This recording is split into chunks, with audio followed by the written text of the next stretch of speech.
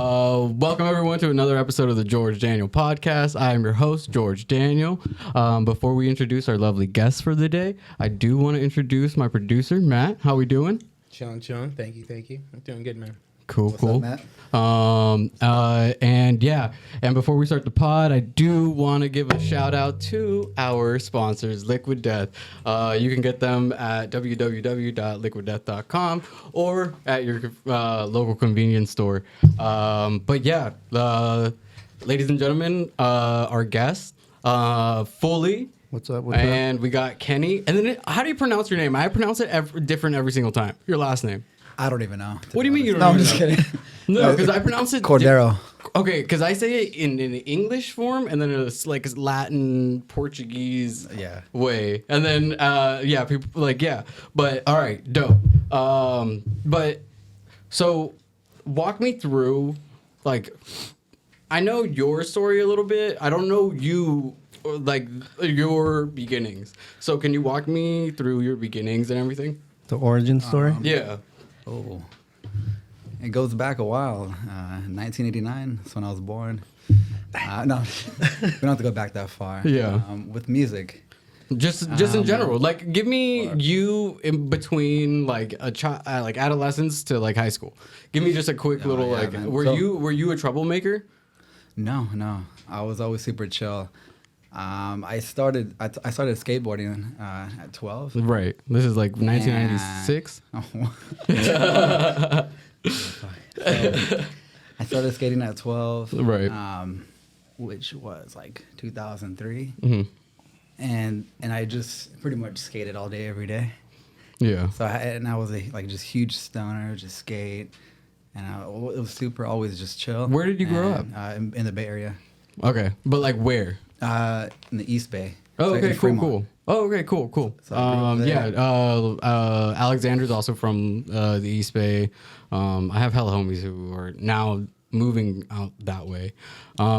So during like what, high school is when you like really were like skating and everything, and with that crowd? Yeah, and I spent a lot of time skating, and then I started to I think around like 19 I started to I met the homie Augustine.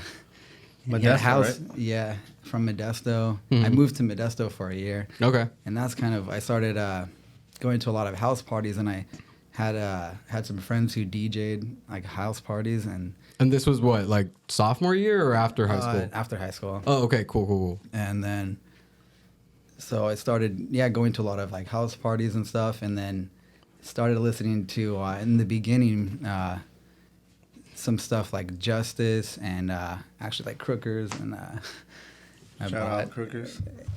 Yeah. And we started listening. I started listening to like electronic music a lot at that time, and then going to a lot of raves and parties, and then eventually just. What was your first major event that you went to? Oh man, 18. I went to this rave in Richmond at 18. Okay. And I forgot the name, but it was like an actual actual event. Right. And like that was like my first introduction to like a real rave in like in 2007. Yeah. Damn. And then no, because like I was like 14 when I snuck into my first event, which was Identity at Shoreline. And yeah, there was like some dope ass DJs that now are just like, I don't know, people like kind of forget of who they were, but it was, like Afrojack and like a bunch of other like blah blah blah. Like in like big room. Yeah, big room house stuff, but like I didn't know any different. It was my first event. Like I knew Skrillex. At that age, Skrillex, and that's pretty much it.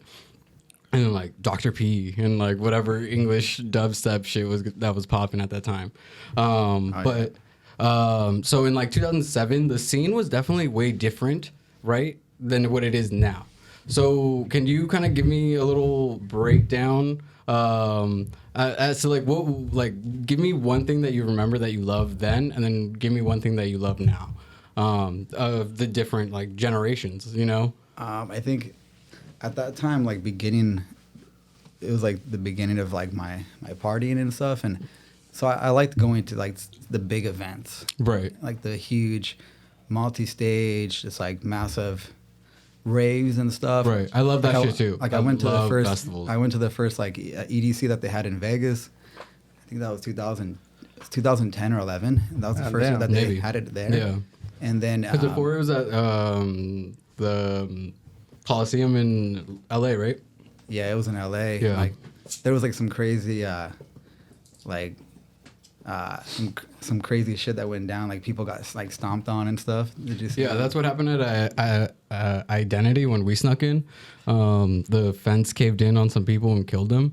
Damn. So that's why they didn't have Identity come back, you know? I remember that identity. Yeah. But yeah. But all right. But yeah, I really like the huge events like that, and then now I focus more on good quality like sound systems and kind of a smaller underground thing. Well, yeah, because back then you were a fan. Now you're like in it, you know? Yeah, so I appreciate like right. now like that I play music out. I appreciate the Yeah. good sound quality. I mean, I'm sure that at the like EDC event they had good sound or whatever, but Right. that wasn't really like. But my you were main just in the focus. moment, you know what I Yeah. mean? Like you're in the crowd, you know? But yeah, that's awesome. And then Foolie, give me a little breakdown as to your childhood from like adolescence to high school. Like I feel like you were a fun individual. Not really. No. Yeah, I know. No, I mean, grew up in San Jose. Lived kind of near here. I lived off Terrelin and then Story and White up until like I was maybe like 10. Mhm. Then I moved to Warm Springs where I went to probably Where's like that? right in between. What is it here in Fremont? Okay. Yeah, right. Warm Springs is like a little city right before. Like after Milpitas and shit? Yeah. Yeah, okay, cool. So I went there for lived there for about 2 or 3 years, and then moved to Fremont for I think my probably like middle school up until senior year, Yeah. and then during Did you do any sports or anything?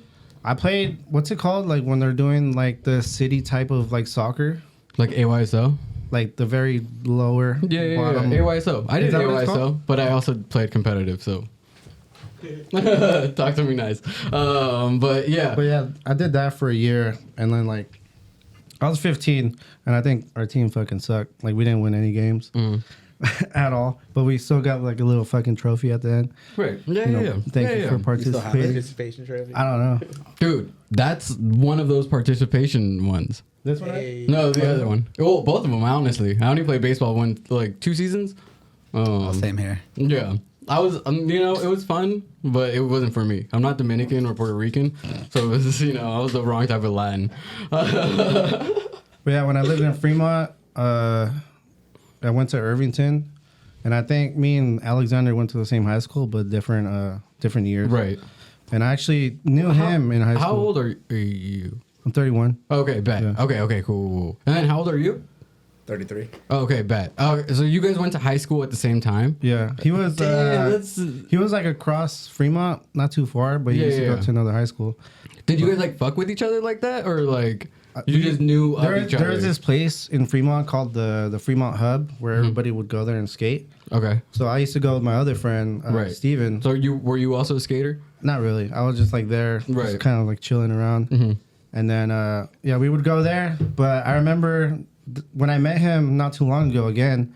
I remember him having like long hair in high school, long ass hair. Damn. And we Rip. used to call Skater, him. yeah. Yeah. So Damn. like back then we used to hang out with each other, but we didn't know.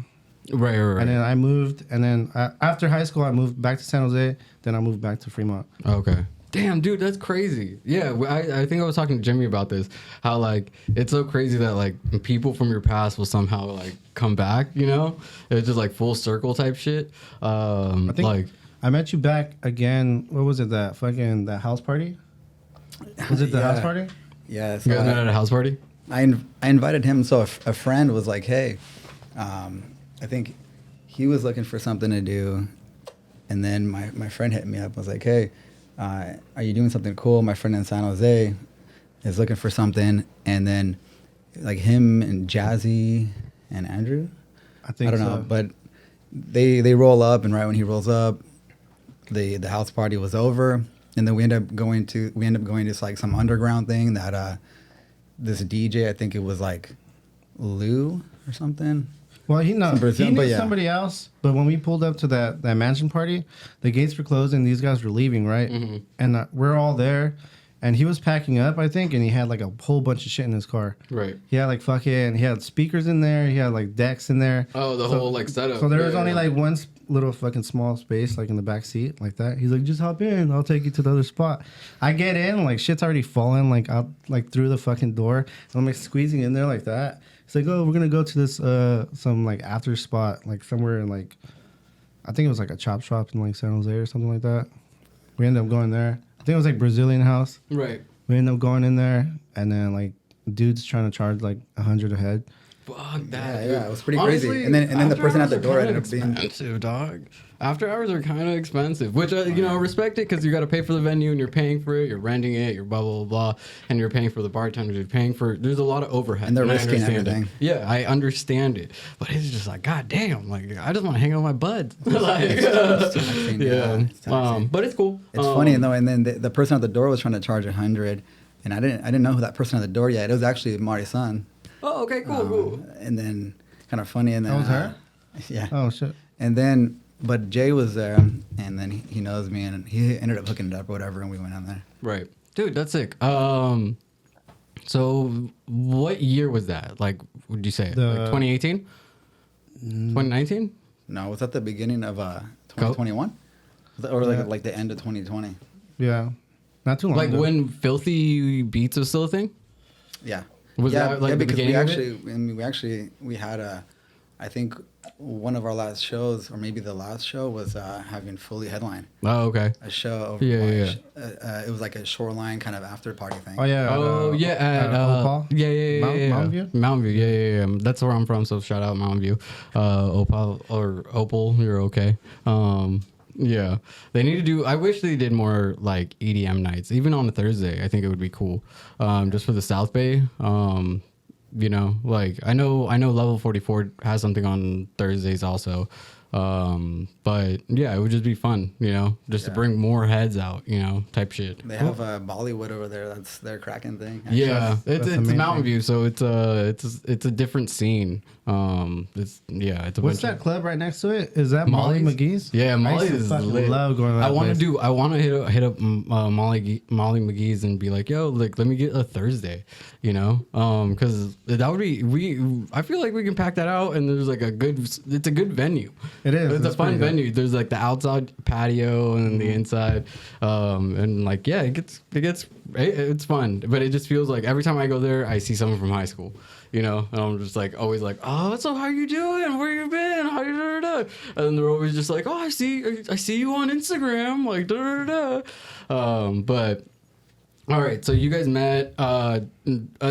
Essentially, when I met you, or I heard of you, was during that Filthy time, because like that's when I knew Ivan, or Shuffle and Play, and then I would go to events with him and stuff like that. But yeah, it was that's when I met you guys, and you guys were fucking moving. Like every week, you guys had like 2 events, you know. So like, how the fuck did you not die? Oh, man, I was getting I had pretty bad sleep. Yeah, like It was rough. There was like a point where I was playing like 4 times a week. yeah. And I was just like down and trying to just play Because you guys were bringing everything. your speakers, you guys were bringing the whole thing, you know. So it was just like a lot of moving parts, and like I knew a little bit of the behind the scenes because of Allison, like me being there, like you know, you guys would host stuff like literally on the street, you know, during COVID, you know, like that, like I would go to those.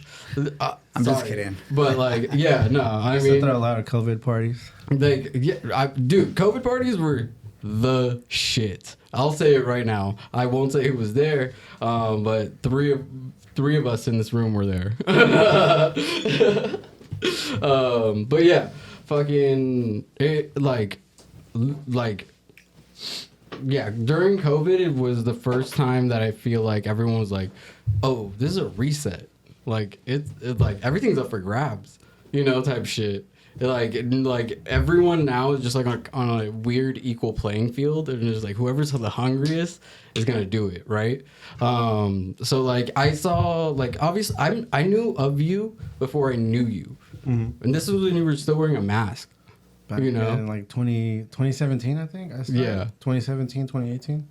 I think, and in between 2019, I think I started like to just like take it off. Yeah. And do all the shit because I wear glasses, and I think the final breaking point for me is when I went to go play this like little festival out in LA. At the desert? Yeah, called the Jackson Tree. Yeah. And I was wearing my mask, and it's hella dusty in there, so. Obviously, I'm not going to be wearing my glasses with the mask. Yeah. So I was like, I went into the car, and I had my contacts, right? So I took off my glasses. I tried to put on my contacts, and my hands were fucking filthy, like hella dirty. Yeah. So I'm like trying to clean them with a fucking like a baby wipe. Yeah. Or something like that. Like. But then a gust of wind comes, and now like, they're wet and dustier. Like, yeah. The most like I could do is just like. Barely anything. Yeah. So then I had to put them on, and then like after that, I was like, "Fuck this! I'm not gonna fucking do it anymore." Yeah. And I was just like slowly, kind of gradually, just started like stop wearing it, and I was just like fucking just did a couple shows without it, and then people were like asking me sometimes like, "Where's your mask? Where's your mask?" I was like, kind of got over it. Yeah. And then you were like kind of wearing it off and on a little bit, right? Like it depends on like the setting, I guess, because I saw you at. I don't know if it was like an after hours or just something at a smaller club. Like I really don't remember. But I saw you there. And then you weren't wearing the mask there, and I saw you at audio, and then you were wearing it. And I was just like, who the fuck is this guy? Like, cause yeah, the first time I heard of you was probably like 2019, I think. And I think it was like a Box of Cats release or like a, maybe, I don't know. Maybe it was like a pink one with skeletons on it. I think that was the This Ain't Bristol one. Yeah. That one. That was my first. Yeah. That was my first release. Okay, bet. That's when I first heard of you, because that was when I first started getting into like festivals and shit, and I was just like, oh shit, like there's Dirty Bird, there's Night Base, This Ain't Bristol, Box of Cats, and then whatever Kyle Watson's was. What was it? Well, he was part of the This Ain't Bristol. Oh, or not Kyle Watson. What's his name? Fuck, I forgot his name. But anyways, but yeah, like that's when I first started hearing like seeing your name, and then I think did you have a release with Pile Driver? Perfect Driver, whatever the fuck their name is. I was in fucking wrestling mode over here. What? No, I don't think I ever did. No, I think I was sending him some stuff, but he never really liked it. And then I don't know what year it was, but then he stopped the label. Like he stopped yeah. He just like let it die out. Like he wasn't gonna do anything anymore. So I was like, oh well, that sucks. Yeah. And then okay, so that's sick. So okay, I'm gonna ask every single artist this. So just podcast listeners, sorry, but okay, since you have a release on a label, right, and you have a release on a label. You guys are obviously in different like points in career wise. Mm-hmm. Can you tell me your experience releasing something with a label, and then how does that work? Did you go through a manager, blah blah blah, X, Y, and Z? And then same question for you. I don't want to know how it was back in the day because I'm essentially hearing it now. I want to know what it is now because you're going through with bigger labels. You know what I mean? Yeah. But yeah.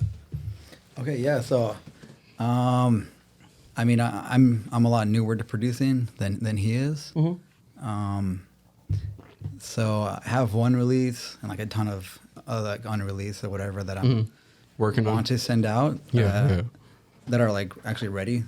I kind of just need to send some emails and stuff, and I have like a list of labels. But anyway, so because your release was with Tall Doors. Yeah, right? Tall Door, and okay, shout out. Everyone go support. They're Bay Area dudes, fucking killing it. Yeah, but, Austin. okay. Yeah, Austin in the Bay Area. And I pretty much sent. Well, I started like.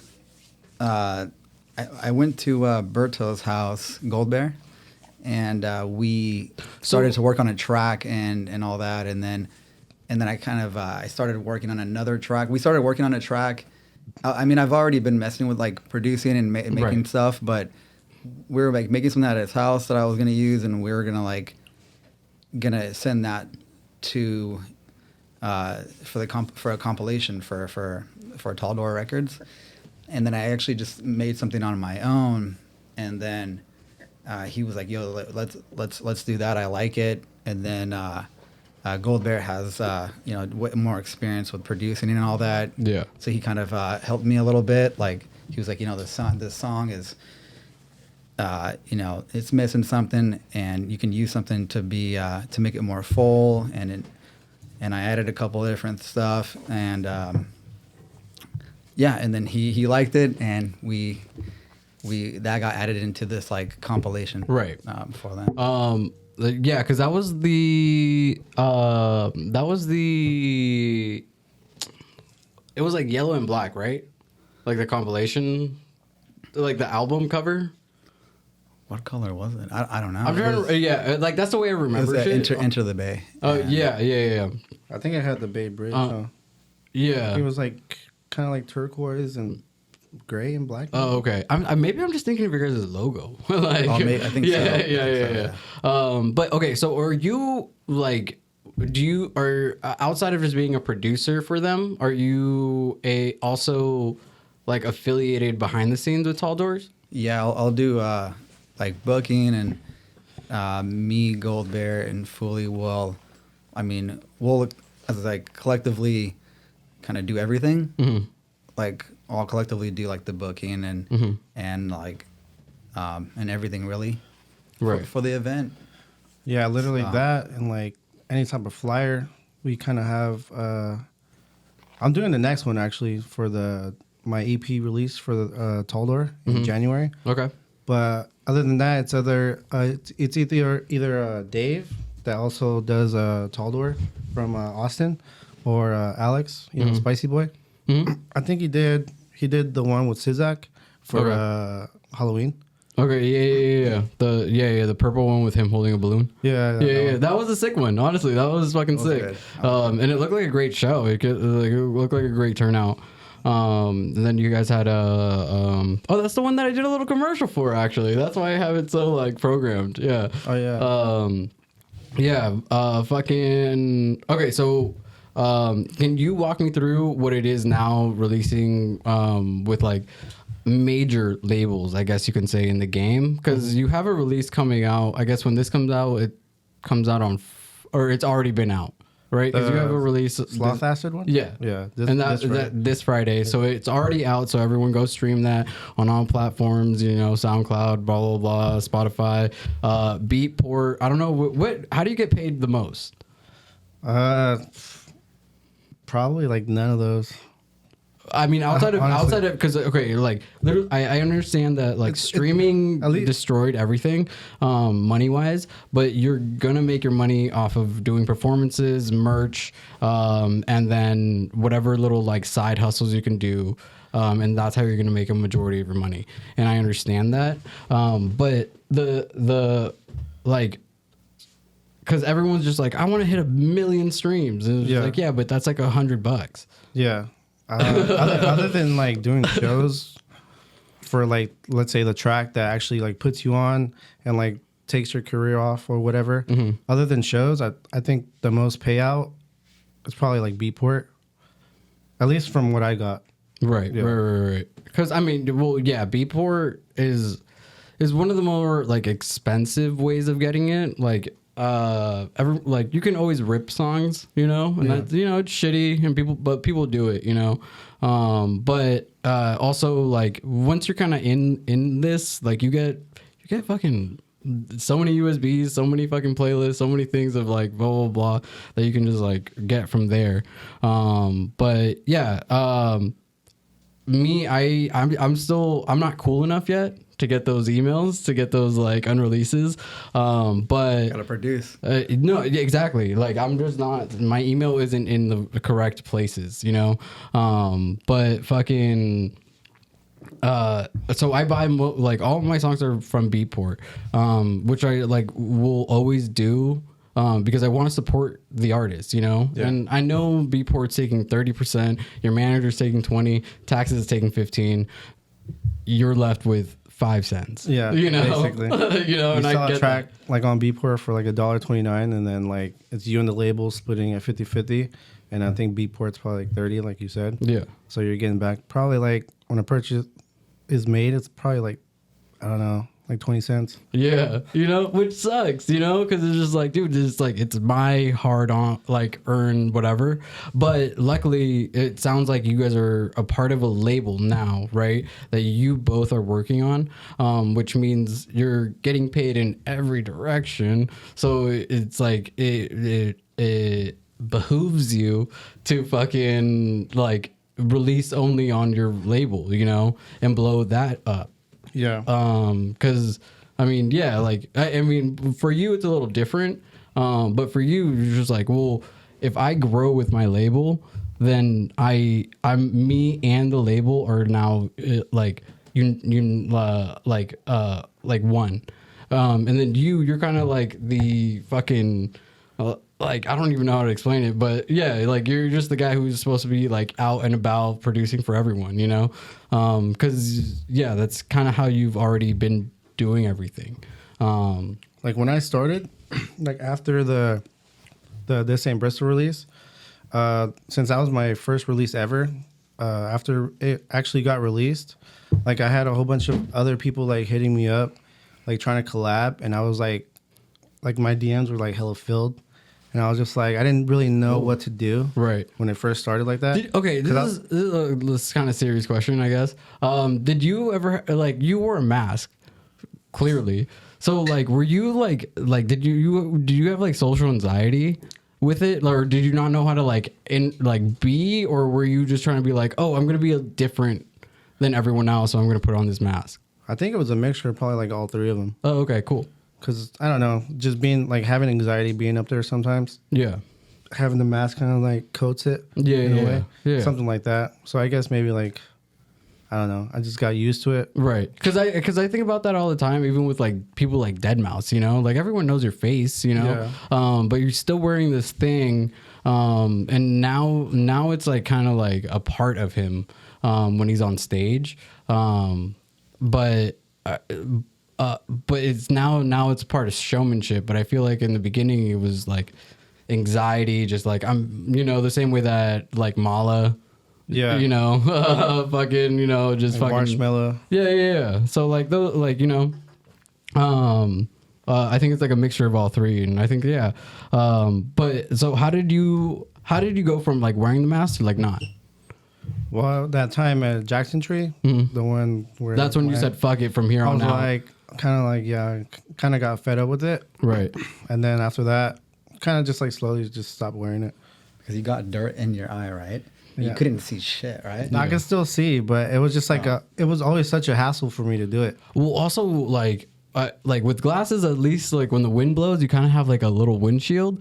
But like if you're wearing a mask with holes only right there, the wind is just gonna, you know, just straight Like a into your- fucking suction cup. Yeah, straight in your eyes. dude. Like especially in the desert, you know. It was cold and as it's shit, in too. an October time, October, November, right? I think when it first started, Jackson Tree, I think they had it twice a year. One in April, and I think the other one was in, I think November. November, right? Yeah, Yeah, I because I think- think that's the one that I was like, oh, dude, I might be down to go over there. You know, like that would be tight. It's fun, a lot of fun. Yeah, it looks like Oh, yeah. I went to the last one, yeah, and it was a hell of a time. yeah. Because it's small. It's actually that event is something that I appreciate these days more than like EDC and that kind of shit. You Right. know, like it's a smaller event that's Yeah. like that's like more about the artist and like a lot of people there, because the people who are playing, they're like there chilling, like camping, hanging out, and like, you know, so it's definitely more of a Yeah. Yeah.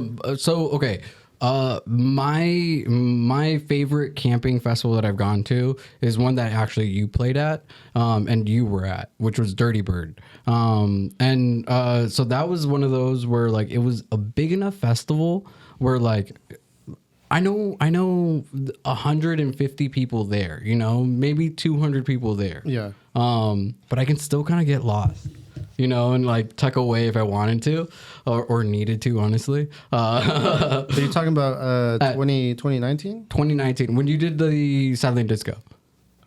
Wait, was that? Did they have one last year? 2018. Was it 2018? When he did the Silent Disco? Yeah. 2018. No, that was more recent. I think that was like 2021. Hell, no. The after hour. No, it was last year. The Silent Disco. No, I'm literally wearing the bracelet when I saw you there. It was last year. I put that on everything I love. I have like a video. Because I only went one time. That has to have been 2021. 2018. I'm literally wearing the bracelets now. I went 2018, but at that time we weren't hanging out like how we are now. Right. I have some photos. I could just look up the year. Yeah, maybe. I don't know. I even did like a little reel for it. Did you play in 2018? We're gonna find out right now. But anyways, okay. So what is your like top 3 favorite like event moments? It could be yours. It could be you playing, or it could be you going to like a show. But yeah, I'm like, oh man, that's hard. Let me dig here in my brain. Yeah. But like top 3, the first ones that are like, oh shit, dude, I remember I did that, and like, fuck. Let's see. Okay, let's say one of them is I DJ'd at a friend's like desert, like a 2-day desert event, and it was fun. It was stressful because I got there, like I'm always running late, like I said, so I got there like 10 minutes before my set, and it was like in the desert, and like there was like just a little storm going on and stuff. Not Brazilian. I think it was called Brazilian. Was it a Brazilian one? What's it called? It was like mostly like side trance and like. Yeah, side trance was. There was like it was the main. Was the main stage was side trance, and then there was like a smaller house stage. Right? Yeah. I think I got asked to play it, and then I couldn't find a ride. Oh man, I could have given you a ride. I know, but I didn't really know you like that, you know. But yeah. But that was a cool thing because I pulled up. There was 2 stages, and there was like a lot going on, and you can't see the CDJs. There's just like they're so dirty. Yeah. You're like trying to wipe them off, and there's just like wind blowing everywhere. Yeah. But they had like really nice function ones, and the vibe was nice, and they're like welcoming, you know. And then like my headphones, it was the Nexus 1 mixer, so it doesn't have the quarter jack. It doesn't have. It's just a straight like 35 millimeter end. It doesn't have like the quarter inch. Oh no. No, I'm sorry. It's only the bigger. It's a quarter inch slot only. Yeah. So then I didn't have that piece on me. You didn't have the adapter? No, I didn't have that adapter. Dude, I have like 3 on me. And I have one. And I'm not even a DJ like that. Like 3 on you at all times. So like that was going on, and there's like this wind going on, and you can't see the decks at all. So I mean, but it was fun. I don't know. It was memorable and like in a good way. There was like a little bit of shit going on, but that makes it so much better because it feels like you went through it and did it. You know what I mean? So it's like when people like hike up a mountain or like blah blah blah. You're just like, fuck, dude. Like it was hard, but it was fun. You know? But it was just like I did that shit. You know? So that was one of them. Yeah, that was one. 3. Fully. Tell me one of your favorite memories. Was it dropping at a label that you thought you wouldn't ever? Was it getting a call from like Lenny Kaiser? Was it blah blah blah? Like, or did you ever do his classes? Oh, okay. No. I haven't done that. But because you did but you've been producing way before you started doing house or anything. Because you were doing like hip hop. Yeah, I started when I was like 15. Right. And like just like downloaded like a cracked version of like FL Studio. And then had like the big ass box fucking computer. Just like looking through it, me and my friend Jazzy, not that Jazzy, but a different Jazzy. Yeah. And then we would just like look through it and like try to see like what the fuck it is, but like when we open up the program, the shit just looks like it's like fucking just mesh, like just whatever. Like, Right, we didn't even right. know what the fuck that shit did. Yeah. But like we just kind of slowly started learning off each other and like did it on like some like YouTube shit, like looked it up. Right. YouTube University, man. Did all that, and then we just started off with like simple like hip hop beats, and then I kind of just like transitioned to like trap. I didn't really get into house until I went to like Coachella like 2016 or something. So Damn. it wasn't like that much. Who was the artist that you think? Yeah, I know words. Who do you think was the artist that kind of like converted you? I know the artist, but he's like canceled. Oh, okay, cool. But yeah, Wait, the one that was part of this. My name is. His last name. okay. There's a hint. Huh? Yeah. My name is. My first name is his last name. There's a hint. Basically. Willie Benny. Yeah. But yeah, no, he, dude. Honestly, he's one of the few artists where I'm just like, fuck, dude, you fucked up because I liked your shit. music I was good. genuinely liked your shit. But it started off like that through Coachella at the Yeah. U Lab, seen that, and I was like, oh shit, that's fucking music. Yeah. Fucking good. Then after that, came back and then like slowly started like producing like house music. Can I ask, so what did you like about house originally? Was it because some people were like, oh, it's the community. And then some people were like, no, I like the womps. The random, like, I actually like the beat, like. I think it was a mixture of both, but I think majority of it was the beat because like whatever he was dropping that day, it was fucking. That shit was sick. And then being at the Do Lab at Coachella and then hearing all that shit, right. it's like intensifies it like fucking like 20 times. Of course. But yeah, I think it was like a mixture of a little bit of both. Yeah. Cool. And so you played at the desert. What do you think was your favorite show that you went to as like a fan? Ooh, that's tough. I went to a lot of shows. I think I spent most of my 20s going to a lot of events and like big events and clubs and stuff. Right. Looking back, man, one of my favorites was seeing Justice at Hard, and they had it like in the downtown LA. It was like 2017, 16, 17, right? When they had the big ass cross. Yeah. Yeah. Were you there? No, I wasn't there. A Christian, like, or Jelly, like one of my best friends, he went and like, dude, like he was sending me videos and I'm like, holy shit, like this is like EDM at its like pinnacle, it's like when you first saw the Cube with Deadmau5, you're like, oh shit, dude, this is crazy, or like the first time you heard like Skrillex, like Spirits or whatever. And yeah, but so that was your favorite festival, or was that your favorite festival or favorite set from a festival?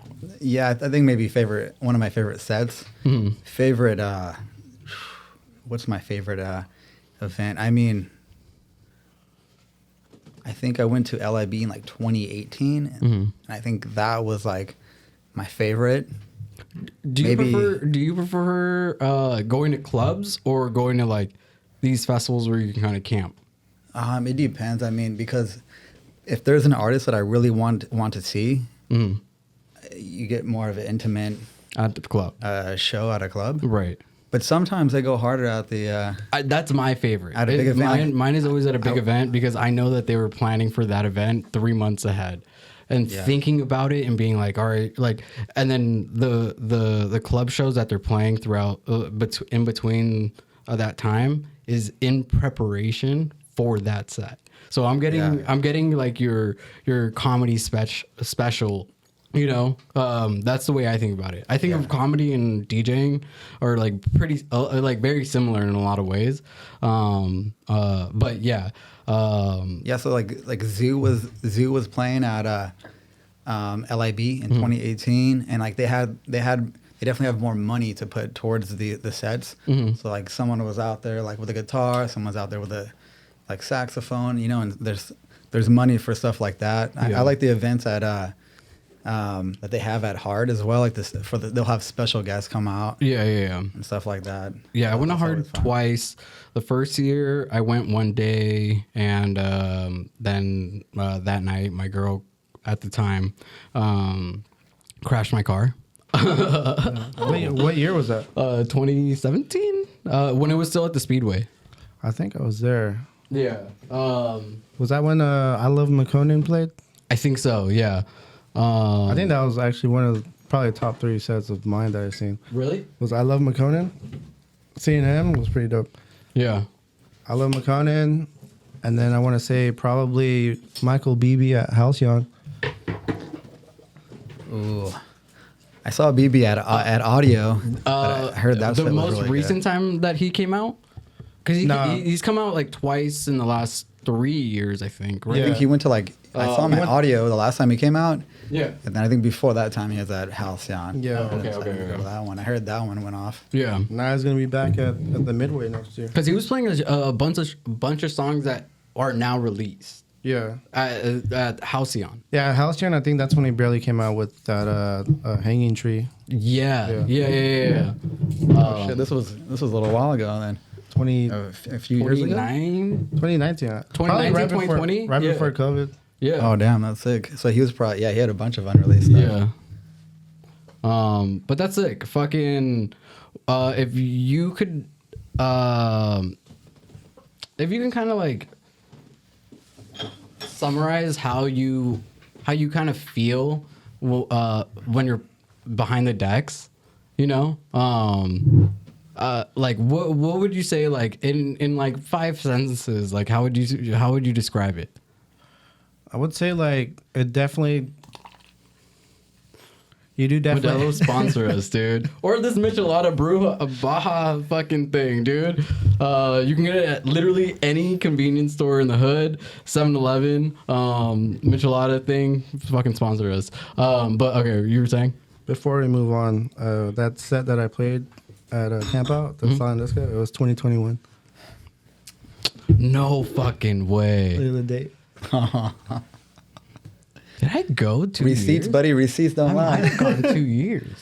I have video too. I got some Yeah. receipts of like filming it. I might have gone 2 years, I guess. Damn, dude. Drugs. But okay. But you said you asked how I feel when I play. Yeah. Like now. Like, okay. Oh, actually, tell me how you feel when you're playing something unreleased for the first time. I look for the crowd reaction. Yeah. Basically. Are you okay? So are you like a eyes guy? Like people being like, oh shit, or are you like oh everyone's jumping? Because there's 2 reactions to when like a song like hits. Some people like to dance, and then some people were like, I think You know, like- I think it depends on like the track that you actually drop. right. Cause I don't know. I think I feel like I make kind of like more like bass heavier tracks. Yeah, for sure. And then some like really low key, like trippy, Yeah. like wonky shit. Right. So like if I look and I feel like they're just vibing off it, then I'm just kind of like, oh, I did the right thing. Yeah. And then for you, when you were playing that on like the song that you released, for the first time when you played it out, like how did you feel? And then also like, how did you feel when it actually got released? You know? It was a good feeling, like playing a song that I made. It was really cool. Like, yeah, it was playing like a song that I made out, like at a club for the first time was it felt really good. I mean, Yeah. there was a lot of emotions going on. It's kind of like, is it gonna be good? I had my friend master it, that music. Shout out. He mastered the track like earlier in that day. White guy? Hunter? Yeah. Oh, okay, yeah. You know that him? music, yeah, dude, amazing producer. He's Wait. fucking, yeah, he's Wait, so do you sick. know him? So he's mastered like 4 or 5 tracks for me, dude. Like, it's really good, yeah. No fucking way. Oh, dude. Okay, I think I keep pressing a button over here. Those buttons don't Okay, work. bad. The ones- But what the fuck? Shout out to Hunter, man. No, Yeah. shout out to Hunter. yeah. Hunter. and Arjun, they're really good homies. And Arjun's like one of my best friends. And like, dude, I've known Hunter for so long, and for yeah. But that's fucking so sick. It's a fucking tiny ass world. Yeah, dude. So he like, Cool. and I met him like randomly because I was out just partying, I think on a bender, like, and somehow I had my shit in the car, and I just needed to like drop it off before we went to like a midway like day party. Oh and wait, it ended up being, I was there. Were I'm you the there? one who set everything up. Oh. Oh, okay, that makes so much sense. Okay, that makes so much more So sense. I met him from you. Yeah. You dropped it off at his house, and then. Okay. Oh, okay, that makes Everything's so much tying sense. together now. Oh wow, dude. Like I said, drugs. Don't do drugs, kids. Yeah. Okay, so yeah, dude. So he like masters this track for me, and I get it, and I like. Yeah, so I play it at 10:15 for this show that Foolie is like. It was like a Foolie and Friends, right? At 10:15. The one with Will Clark. Yeah. Will Clark was headlining that day. Cool. I don't know. So yeah, dude, it was crazy. I like played this song, and yeah, I'm like kind of like stoked on it, and I'm like looking around, and like because I'm like, oh, is it going to be good, or Right, like people right. gonna like it? Like are my friends gonna like it, or people in the crowd gonna like it? I don't know, because it's that first time. Have you I'm have you ever done like acting or dancing like on a stage? Yeah, I've taken a lot of acting classes. Okay, but because I took. I mean, even though I'm like, I think I'm gonna definitely like, and I can be awkward a lot of times. This shit was news to me. He barely just told me like 3 months ago. Yeah, I wanted to pursue acting like full time, whatever. But okay, so it's because I've done acting as well. So like, could you kind of like? Is there similarities to the feeling of like you performing for the first time on stage and like performing your song for the first time? You know, are there similarities to that? yeah, for sure. Being present in front of people is like. Is that same thing? I guess what I'm trying to like is there like a vulnerability to it where you're just like, this is people are looking at you. Yeah, like, I think like, it's just like that. Yeah, there's because it's people looking at you with a song or a track. Like for you guys, like I think a song and a track are completely different. If that makes sense. Like a song is like there's like a lot more like maybe words or like a plot, you know, and then a track is something that you can play at a club where it's just like, all right, I can mix this in, blah, blah, blah. But do you think that like when you do the first time that you did or you played your song in front of like at 10:15, which is that in itself is fucking, you know, a check That's cool. There were some people there, yeah. There were people there. You know what I mean? Because I butchered my 10:15 set. I fucked up the first 15 minutes. I was so nervous and so fucking in my own head. Was this recent? The most recent? Yeah, the most recent one. And like, yeah, I'll fucking say it. I don't give a fuck. It happens, dude. Yeah, no, but I was so in my head, and then like, yeah, I like picked it up or whatever. But I'm still not a producer. So like I'm still playing other people's songs, so like I can lean on that. Versus when you guys do it, like you have a one track, and I'm assuming like a bunch of unreleases, you know. Oh yeah, I have a lot of stuff to play now, and then I've gotten used to playing stuff, and you have to just play it because there was a lot of times when I would not play stuff, and like someone gave me some good advice. It was actually Sean, shout out Ice Creams. He was like, dude, you gotta just like. Because I think one time at F8 in the back room I was playing and I wanted to like play this song and I was like, I don't know, it's like not fully finished. And he was like, dude, you got to just play your shit because it's going to take a while. Like it takes a while like for people to even like start to like your music. Like, I mean, you have to just like make so many songs, dude. It takes so long to like, yeah, to be good. And like, and you just, it's all in one. You have to just play what you have and be you and you'll start to get comfortable. So now I can like play stuff that I'm like, it might be even half done, but I'll mix it like right. where it'll sound fine in exactly like a certain part of it. But like, yeah, and you just kind of like start just play more and more, and I wouldn't want to DJ now without playing new stuff that I'm making. It's I don't even have decks anymore at home. I literally just focus just on trying to produce. Yeah, and that's a whole nother like thing on it, and then that also adds to DJing like. because if you have other people's songs to play, it's pretty just straightforward. Mm-hmm. But then when you're playing your own stuff and it's new, maybe then I'm like wanting to see a reaction, and there's a lot more involved. Mm-hmm. Yeah. So okay. So with you, Foolie, is the goal now, because you have enough songs and tracks on like released properly where you can play a 2-3 hour set if you wanted to? All night, probably. Huh? Just of my music? Of your music. You could do a three. He could do like a 3 day. I'm saying, I mean, a 3 day, 12-hour festival. Trippy ass technology one. This is Trippy ass technology one was what, like 16, 18 tracks.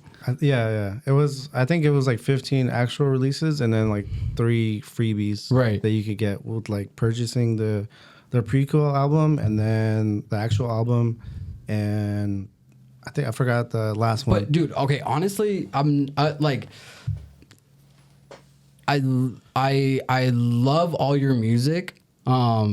Mostly because I'm biased and I fucking know you. You know what I mean? Mm-hmm. But also like, dude, that trippy ass technology, like the one that you did like 15 tracks on, like, dude, that one, I was just like, fuck, this is you. You know, because you did some wonky shit. You brought it back to your like, it's like minimal bass house. There's techno in there too. Right? Yeah, there's like techno tracks. Well, shouts out to them too, because we're like planning that shit for like a good like 1.5 months. Yeah, because like I first sent them like maybe like 25 tracks, and then Christian got back to me. He was like, "Yo, I'm not gonna lie, I like maybe 10 of these tracks."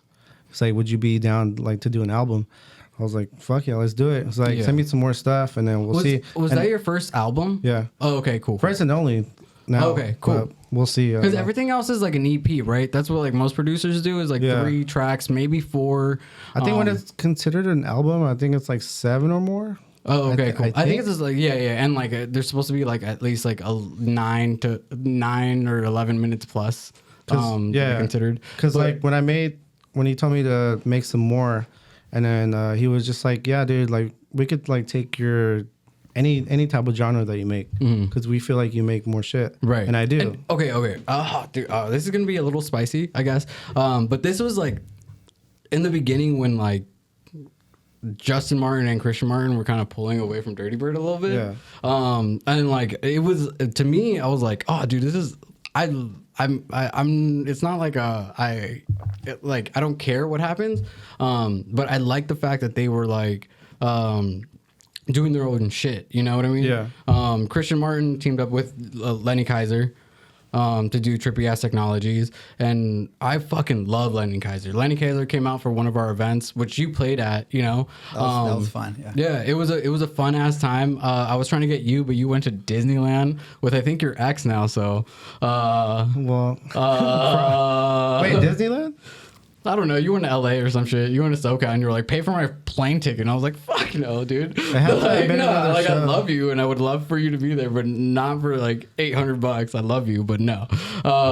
But anyways, so do you think, did you go into this album with like a different mindset than you did with a EP, or did you just go like, oh, okay, because like, for me, I would be like, oh, how is this gonna sound like cohesively, and then how would they sound if someone hit shuffle? Yeah, you know. And do you think about things like that? So that was like one of the things we actually like. Well, the album released during COVID, right? So like it was just like directly, just like people listening to it like over the headphones or in the car. Like it wasn't getting actually like any show play like at all, right? But that was one of the questions, was like, how should we like track source the list of the tracks or whatever, and they came up with like just start off house, and then like those 3 tracks that I have that were like kind of like more, how would you say, like bassy, melodic kind of like interludes. I thought of it as like kind of like spacey bass, you know, because it wasn't like, it's not like at like 160 or anything. It's like it like it's like 80, yeah. And but like if it doubles, it'll be like one. It's the same thing. It's the same thing, but but because it's not doubled, it gave it that like fuller sound, if that makes sense, you know. Maybe I'm just dumb and I don't know about production. But like to me, when I see songs that are like 80 or like 90 or whatever, and then songs that are like double timed, it's harder, or it's just sharper. Sharper is probably the word. Versus when they're at 80, 90, they're like fuller. They're just like a longer, softer sound, you know. Which I loved with your album. I think there's a song called it starts with a V, maybe like Void. Yeah, the Void or Void. The Void. Yeah. I don't know. Yeah, but that one, like, dude, genuinely one of my favorite tracks, just in general. Just like in like I listen to that frequently, just because it's like it's a soft, hard song, you know. It's like, I don't know, like that one and the Goat in the Shell one that I made too, part of the album. I don't know. I just kind of like, I like movie scores a lot. So like sick. So like, I don't know. I kind of like try to combine both. Right. Because okay, so like that's the okay. Oh, dude, that's so sick that you said that. Like I think of like the bigger picture of things. You know what I mean? Like I don't want to do anything without like 7 different avenues that I can kind of streamline this into. So like, like once I start producing music, like I said, I think of tracks and I think of songs. Songs are things that I want like at a fucking like playing in a fighting scene for Marvel, you know, or some shit like that, you know what I mean? And then also that same song be able to translate to a festival, you know, and like move people like that. And then also have songs where like I'm playing at an intimate club and then maybe like 1 or 2 people are like crying. And like that would be fucking sick, you know. But like that's the way I think on a of journey, like have a. Just, you know, like it, like that to me is like super, like I think of all that shit. Like if I have a weird little mind and I understand that, but like that's why like I think I'm too weird to be an artist myself, but I'm quirky. What? That's perfect. No. That's probably the best thing. No. What I want to do is be able to manage like 3 or 5 artists who aren't so quirky, or I'm the one who's just like, hey, this artist, blah blah blah blah, blah, you know, and do that. Because I'm not talented enough to be a producer. I fucking can't even beat match sometimes. Sorry, 10-15.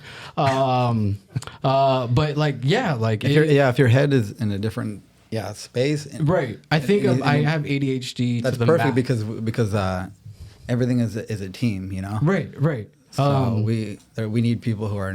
There needs to be someone who is not like producing, right, and like helping manage and all that. Okay. I had like a bunch of questions written down, but I haven't even been looking at it. But one of the questions was that do you think it was harder in the beginning? Did you always have a manager?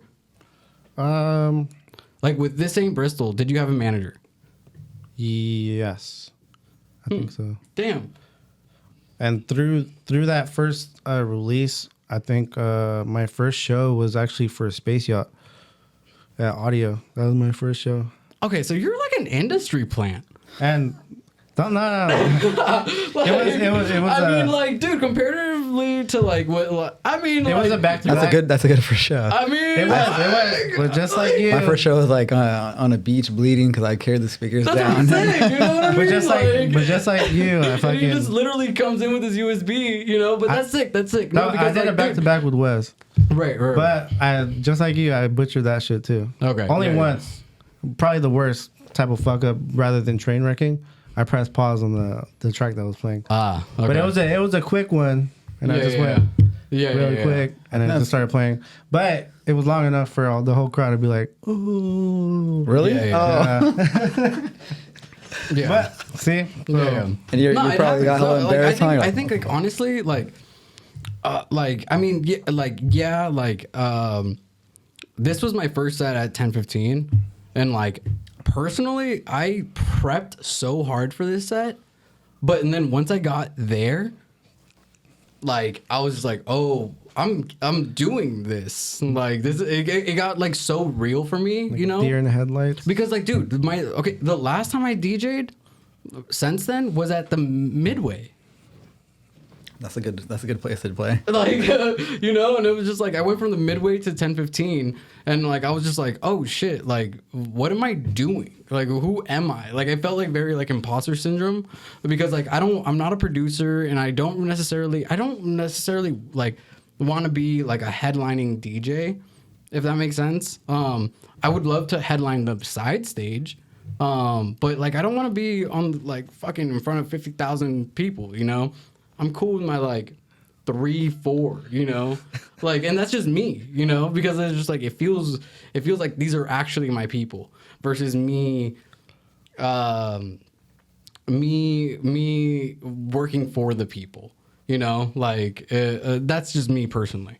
But that's my own little like fucking why I don't want to be a producer. Like, what am I doing it for? Like, who am I doing it for? Yeah. Like, I think at that point it would come natural, but then you would, yeah. If you would spend the time like at home, like I'll spend so many hours just staring at a screen and like just hearing staring snare at like after snare after staring snare. at my Same loop keyboard. for 7 hours. But like, And then after that, I think after like all that time, like because you guys actually love just- that shit, you know. You wanna like play that. Me, what I want to do if I'm ever produce, like seriously, is like get someone like you, get someone who is a pianist, and then get someone who's a vocalist all together in a room and be like, hey, this is the thing that I have in my. It's super DJ Khaled, you know. But like that's genuinely how I think of producing. Is like I'm not capable of doing these things, but I know a sick ass violinist. I know someone who can give me wonky ass beat like bass like driven stuff. I know someone who can write where their pen is so nice that it would just be it would flow perfectly. Have you ever seen a Boys House? Yeah. But kinda- I don't want a collective. But you know, they all like All work together. Yeah, they have a singer, whatever the fuck. Yeah. pianist. There's somebody like on the decks. Yeah. No, like that is sick. But like, yeah, like I don't know. It's like I said, I'm weird. I'm a weirdo, and like I don't think of music, releasing music the way that you guys are releasing music. I think of it of like actually like my album would be something that is like half SZA, half this, half that. You know what I mean? Like it would be a mixture of everything because it would be like R&B, a little bit of hip hop, a little bit of house, you know, and it'd be that, and then break those down to smaller EPs where I get people who are house DJs remixing whatever their favorite songs, other artists to jump on and throw on a verse like rappers or whatever, and then do something else, you know, whether it's like side trance or, you know, something obscure. But that's the way I think. I think it's a good idea. Yeah, but you know, because all I need to do is make like 5 songs, Yeah. and then fucking share that with all of the artists that I know. But yeah, music is good. You can do whatever you want. You can mix in different elements. Yeah. You just need to like have a foundation down. And do you guys listen to house like on your playlist? Like on your is it on your guys' like? wasn't Drake like your top one? Drake was mine. I posted my Young Thug was Spotify mine. rap. Young Thug was mine. I don't think I have it anymore, but my first one was Drake. I think second was Miguel. Third was Don Toliver. And then I don't think there's any house in there. Yeah, For I don't like listen. I don't listen to house. Not Like- normally. I really don't. I don't know why. I don't know. When I do listen to Spotify, it's just straight like rap, hip hop. What was your first concert? that I went to? With like Hard Summer, or like concert. Concert. What was your first like a music event that you went to? I went to. Do you guys remember BFD? Yeah, at Shoreline. Yeah, I went to that. I don't know what year that was. That was that when Diplo was there? I think Weezer was. Oh shit. Okay. I remember the subsonic tent. I don't remember who was on the main stage. But now that I remember, I think Claude Von Stroke was playing that tent, BFD. But I didn't know anything about house, and I was just there for like the Yeah, alternative rock or whatever. And then as I was leaving, I think I seen like the tent, and it was just like pitch black in there, and all you could see is like the strobes, and like you just see like people like. Yeah. But now that I look back at it, it was fucking Claude, and I was just like, oh. Yeah. What was your first concert? Yeah. Like I mean, I used to see bands like emo bands, Yeah. like Taking Back Sunday, and stuff like that. What like was your Senses first Fail or like The Used. Yeah, I fucked with all those emo bands. Sense Fail, Used. I've seen all of them. My first concert was like a heavy concert. It was like I was 16 and I went to System of a Down, Slipknot, Rammstein, and Mudvayne. They were all playing at the Pledge of Allegiance tour at the hard shit. the Compact. Damn. Yeah, I mean, Nice. and then, but I wasn't like, oh, I was listening to that music. It was just kind of like the first show I went to, and then I was more listening to like emo kind of shit and like alternative rock. Oh yeah, that was on my Spotify thing. What about Deftones? Emo rock? Oh, I fuck with Deftones. Deftones? I still listen to. Like, I think I stuff like Yeah, that. yeah, that's I've fine. seen Deftones probably like 4 times. Oh shit, that's sick. Deftones is pretty dope. Yeah, Deftones. So growing up, who did name me the top 3 genres that you listened to? Oh, right now? No, growing up. Oh, growing up. Man, it was like classic rock from like early childhood. Like, What is classic rock? I'm dumb. Remember, I mean, classic rock. Like, is it like the Eagles Like- and the Who? that's going a little bit back, but like maybe like Def Leppard or like. Oh, okay. Like I said, I'm dumb. I don't know. Like you know? Metallica, like Metallica, you know, Okay. stuff like that. Metallica. Wouldn't that be like alternative rock? Metallica. Maybe nowadays, but when they were doing like Into the Lightning and stuff, like some harder stuff, like their older stuff, I don't know.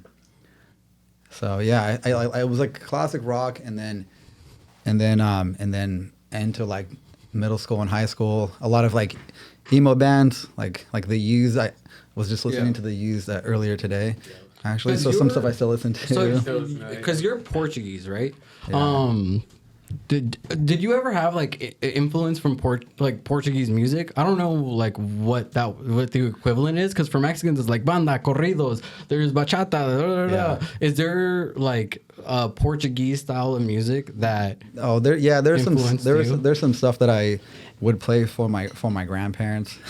Like we would go on like car rides. I would take my grandparents places, and then I would play some Portuguese stuff, so they didn't have to like listen to my crap, you know, and they would like it because So I would play. Is it like Portuguese style of like R&B? Their popular stuff is like it's kind of like a high pitch kind of like singing and stuff, and kind of like I feel like melodic singing, something that you would hear like at a nice restaurant. Like that's like cool. kind That's of cool. soothing. It's Yeah, like yeah, nice, yeah. and it's so that's. But there's no influence or anything. I mean, from that, I don't know. 'Cause I grew up here. My grandparents came from Portugal, But there's and I for went sure twice. influence if you're listening to it. You know what I mean? There's for sure some influence. I got to sample some of that stuff. You know what I mean? Some, Sure. Yeah. I think you'll probably be the first one. Actually, you know, That'd be I tight. could probably get away using some of those samples. The same way that like I talk about Latin house, I'm like, I'm down with Latin house. If it's brown dudes doing it, you know, like I'm down with it, you know. But Yeah. it's just like, dude, like let us have something, you know. This is our music that we grew up with and we're listening to. And I understand that, like, you know, Bad Bunny is the #1 artist in the world and he's a pop artist now and blah blah blah. But like, still, I'm just like, it just leave it. Let us have something.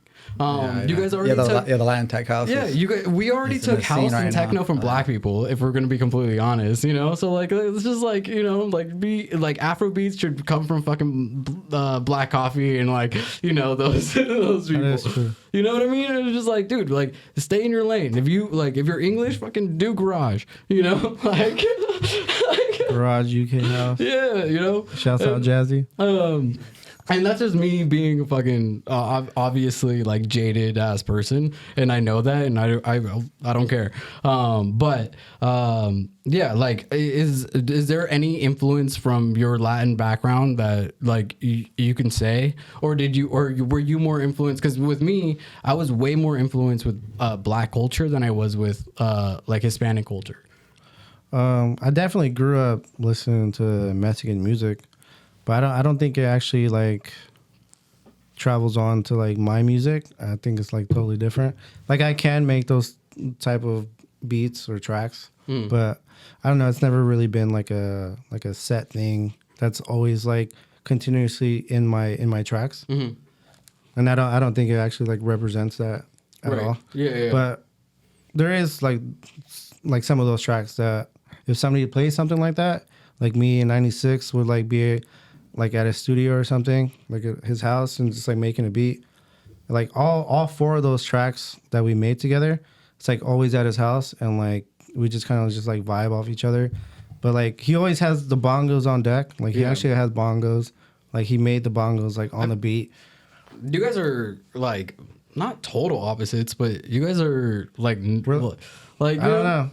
We are kind of, but like we make good music together. That's what I'm saying. Like it's not like complete opposites where it's just like it's like a tall black guy and a small white guy, you know? It's like it's opposites in the sense of like you guys have so many, like maybe culturally and background wise, you guys have so many things in common, where like there's those barriers are broken, so you can like now just kind of like play more, if that makes sense. You know what I mean? Like growing up, like it was easier to play with Mexican kids than it was with or like colored folk than it was playing with white kids, you know? Because I was like, oh, you don't say that. Like, oh, okay, my bad.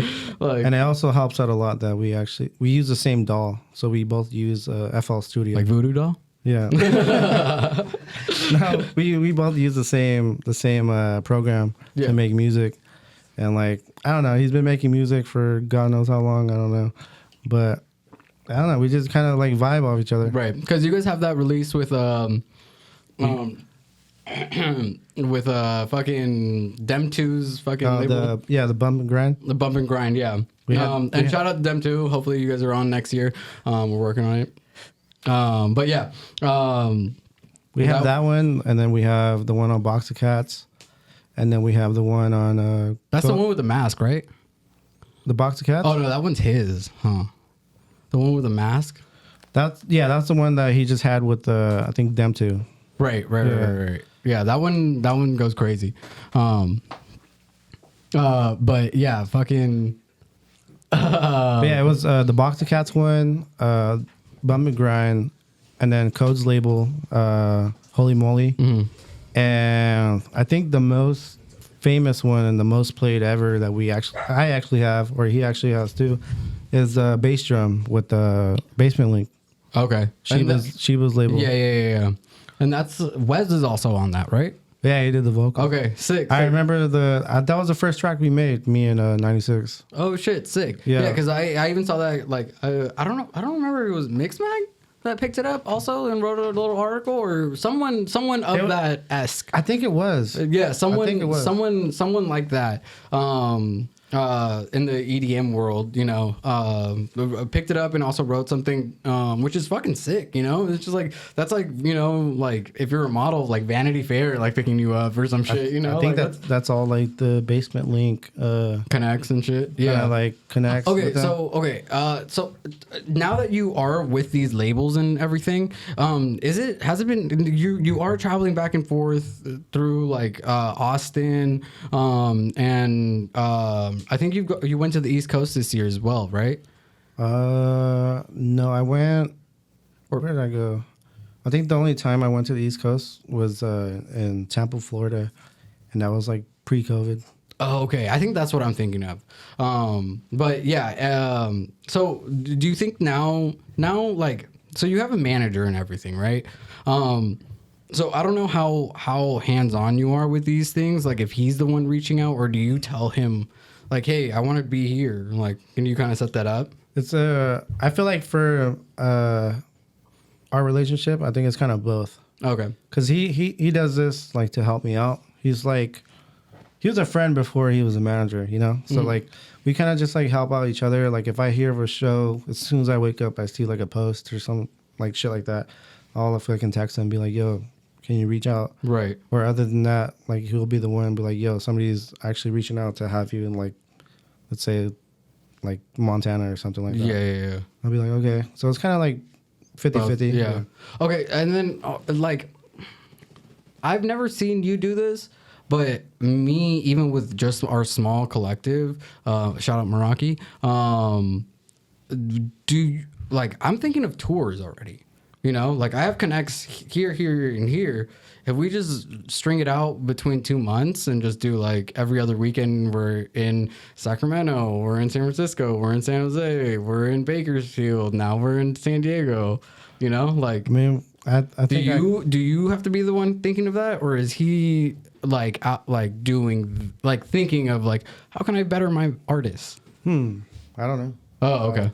I feel like I've been thinking of it too, but I feel like I want to get more connects in different places and like actually have like some shit, because like, some good shit going. If I were, and this is free for you to use, I guess. If I were you, you have connects in SoCal, you have connects here in the Bay, and I think Holy Moly and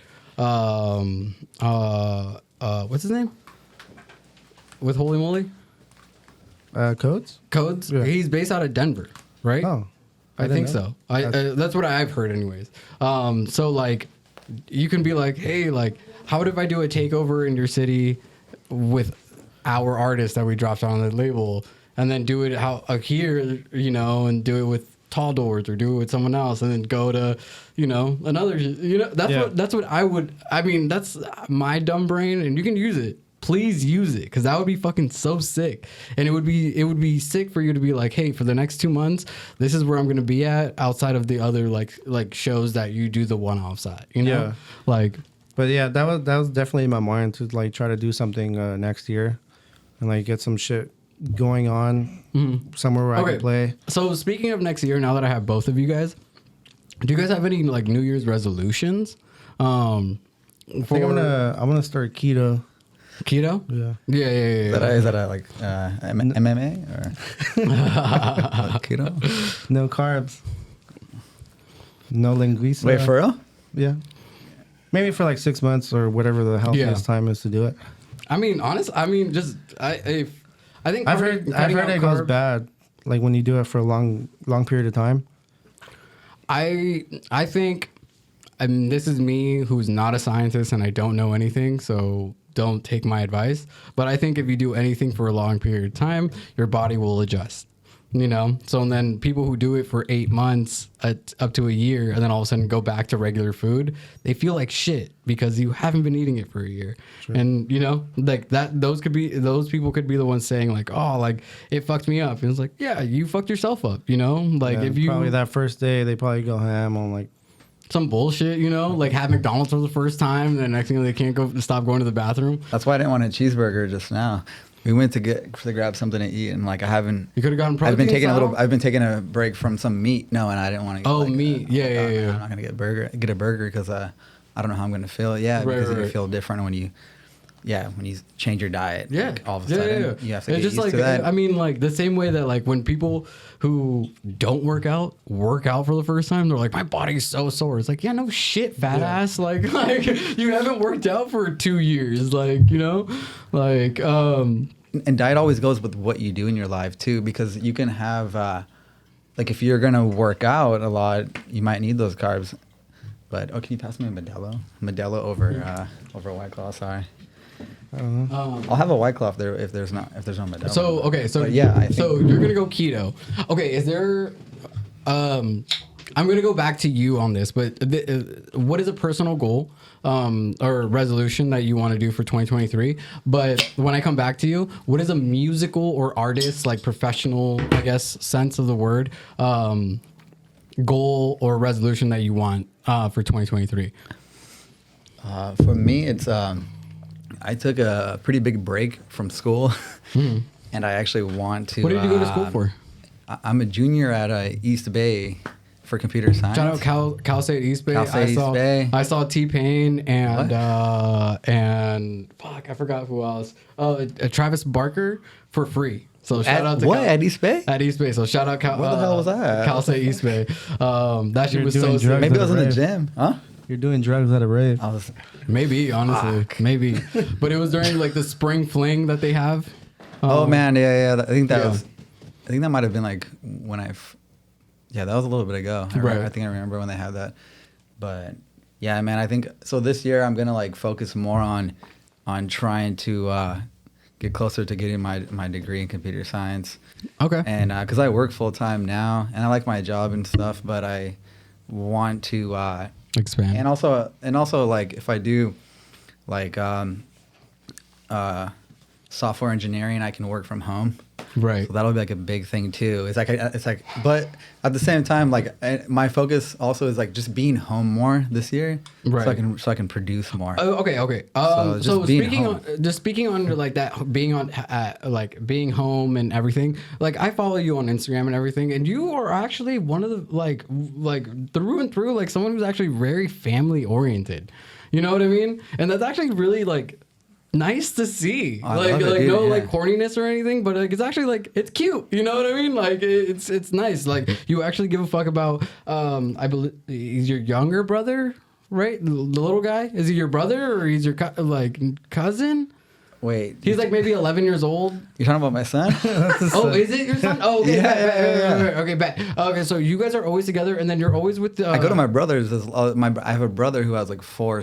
Maybe that's what kids. I'm thinking of. It's like it's when you guys are like at a lake and there's So six a of lot you of- guys like mobbed together. You know what I mean? Yeah, all And- boys too. Yeah, that's it's what I'm funny. saying. So Like it's I have it's I have cool. a son, and that's my only kid, and then Right. my brother has we're close, and he has 4 kids, all boys. Right. And then, So actually, this and then- weekend, yeah, we're gonna hang out and have Right, fun. and then you also like hang out with like I believe it's your grandparents, right? Or- Yeah. It's just So my it's- grandpa right now, and Right. I take care of him. Right. It's just and me I see that him, all the and- time. And honestly, like that's so fucking sick. Cause like a lot of the times, like like people who don't know, like, are just like, they just think of us as like the after hours or like the last set that we did, you know, that's all they think about. And it's just like, dude, some of us are like, we gotta fucking be there for people, you know, we're the ones we're the rock, we're the this, we're the that, you know?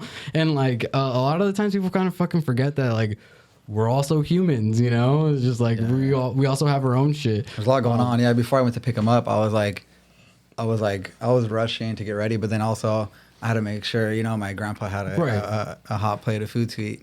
Yeah. So I like there's that too. Dude, and which like- is and then- so and then, fucking like, commendable and so fucking sick. Like, I once know again- he did the same thing for me.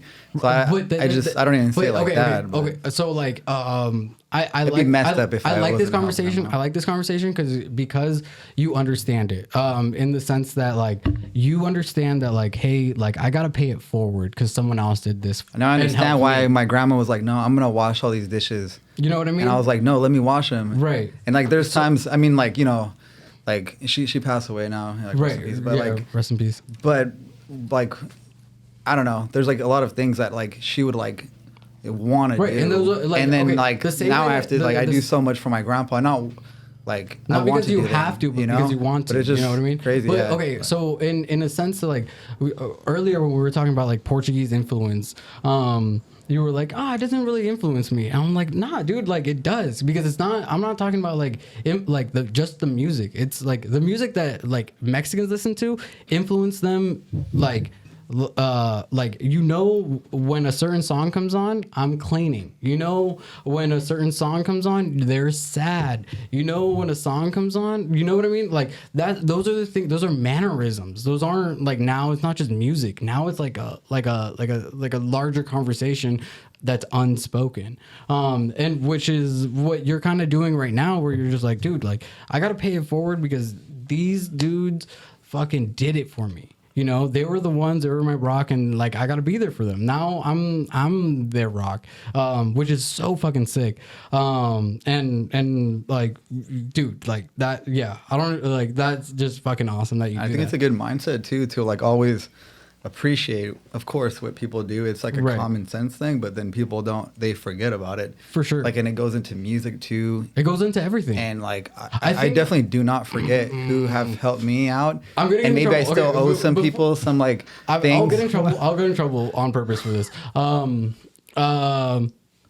There's some people that we all know that don't pay it forward, and I see them now trying to pay it forward, and now it just doesn't look genuine, if that makes sense. You know what I mean? Yeah. And I think there's people that even we are somewhat close to that like do it a little fake.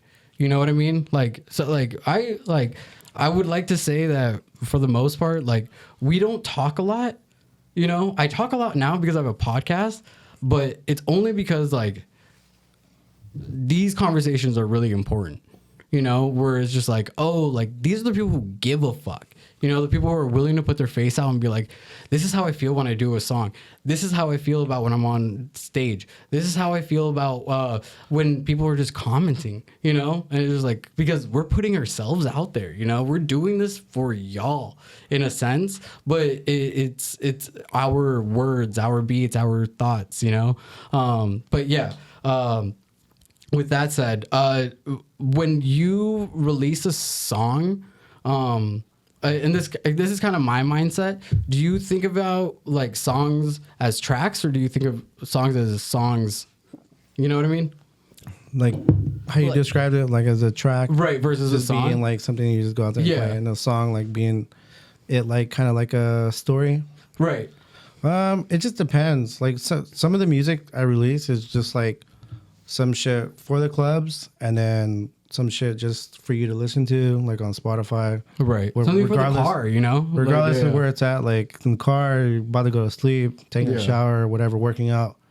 But I think it just kind of just depends. Yeah. Because, I mean, like, no homo. We've had this conversation before at After Hours where it's the sun's coming up or whatever, and I'm just like, hey dude, I just want you to know that, like, dude, you're like a real artist, you know, and I want you to know that. And we've had these conversations, you know, but like it was like, it's from a genuine place, you know, where like you are a little bit different from at least from the people who I know personally anyway. You know, you feel more like an artist, you know, you feel more like a Post Malone or a JID or like, thank you, like you know what I mean? But in that stratosphere, you know, where you're kind of like not like you're untouchable because we can't out weird you, you know, if that makes sense.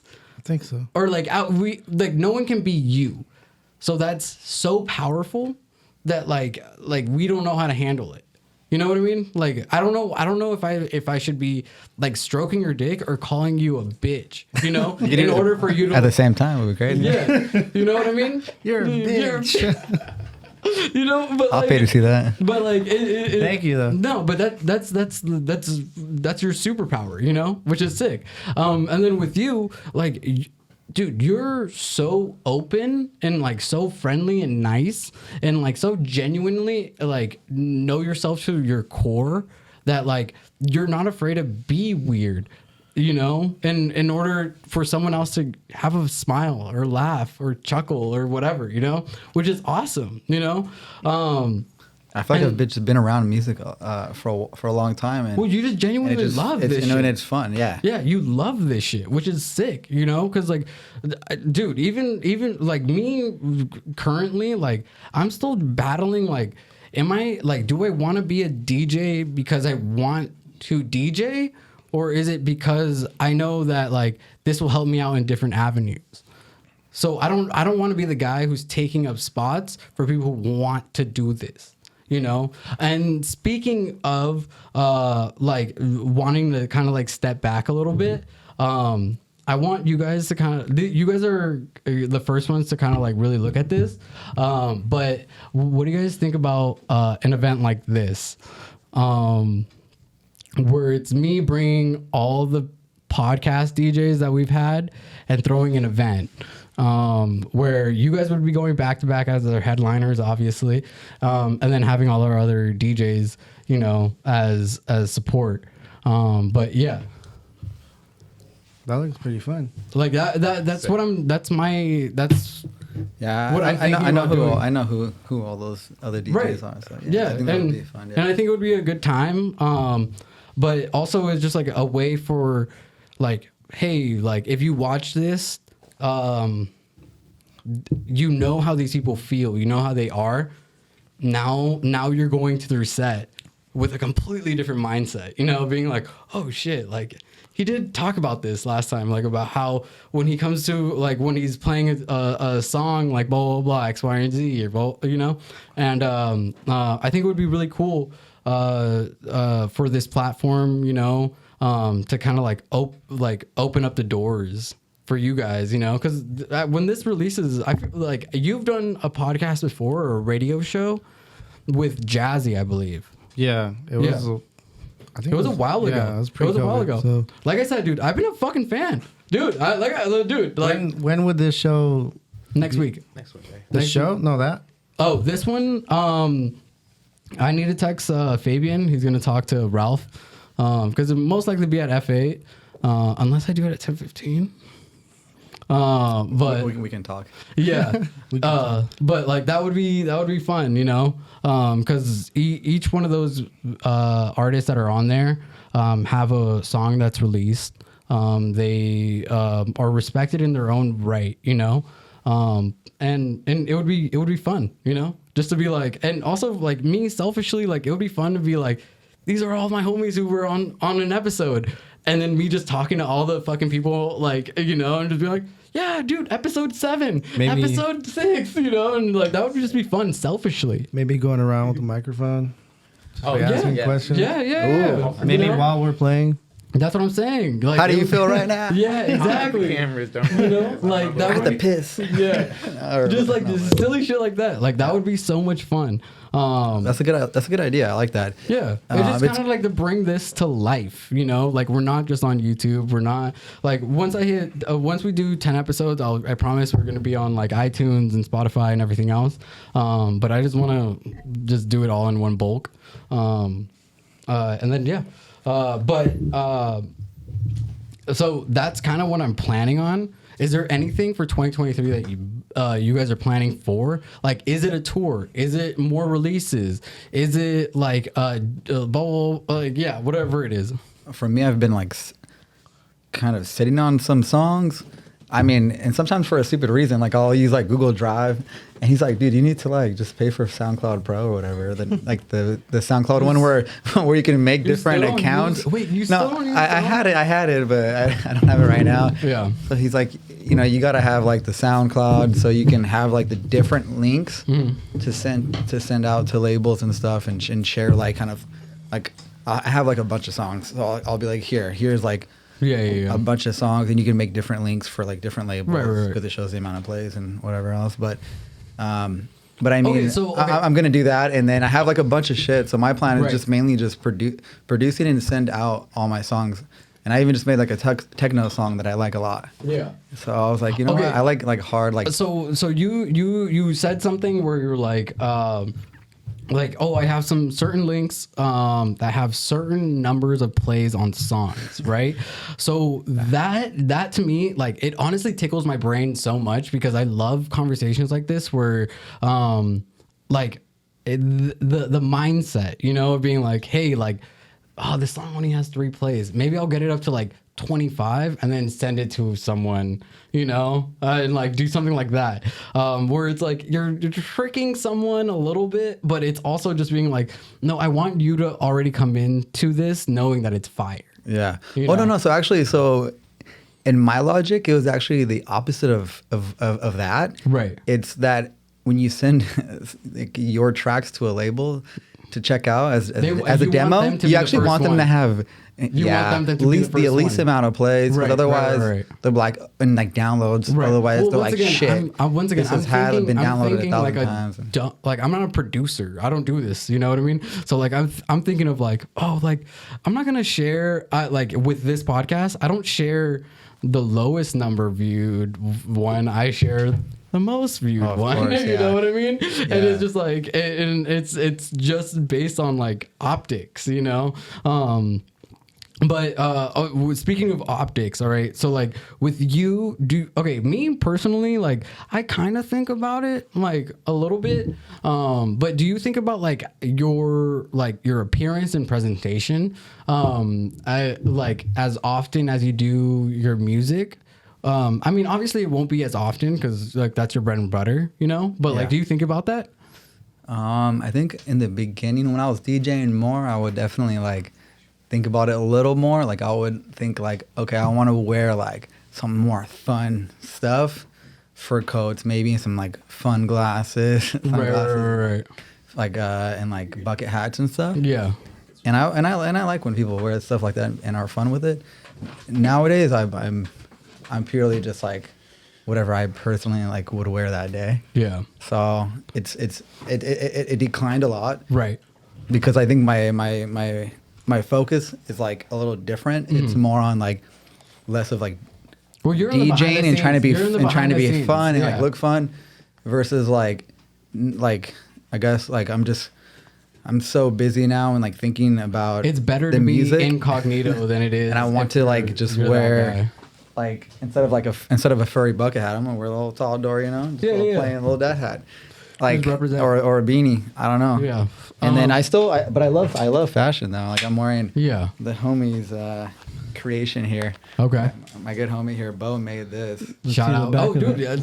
send me his ID. Love- I would love to have him on. Love Oh, drip. damn, I love didn't see the drip. back. That's sick. Love Yeah, is love, huh? I'd love to have him on. That would be Love so fucking drip. sick. He's badass. So I do like fashion a lot, and Yeah. I'm gonna start getting into like. Well, you're making- European, so that makes sense. Yeah, I'm hairy. He does shave his chest.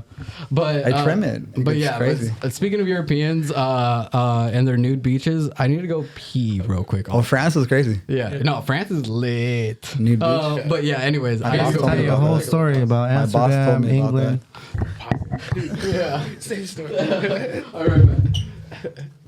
So okay, so speaking of producing, when you produce, like, what is the mindset that you go into it, and like, is there a mini ritual that you do before? Like, is it like I wake up, I smoke a joint, I don't know what it is, so- or like drink coffee, and then I go in front of my Okay. computer and stare at it. So for I will make masala chai. I will get butt naked, right, light some sit there, candles. and I will do have like a singing bowl. Okay. No, just kidding.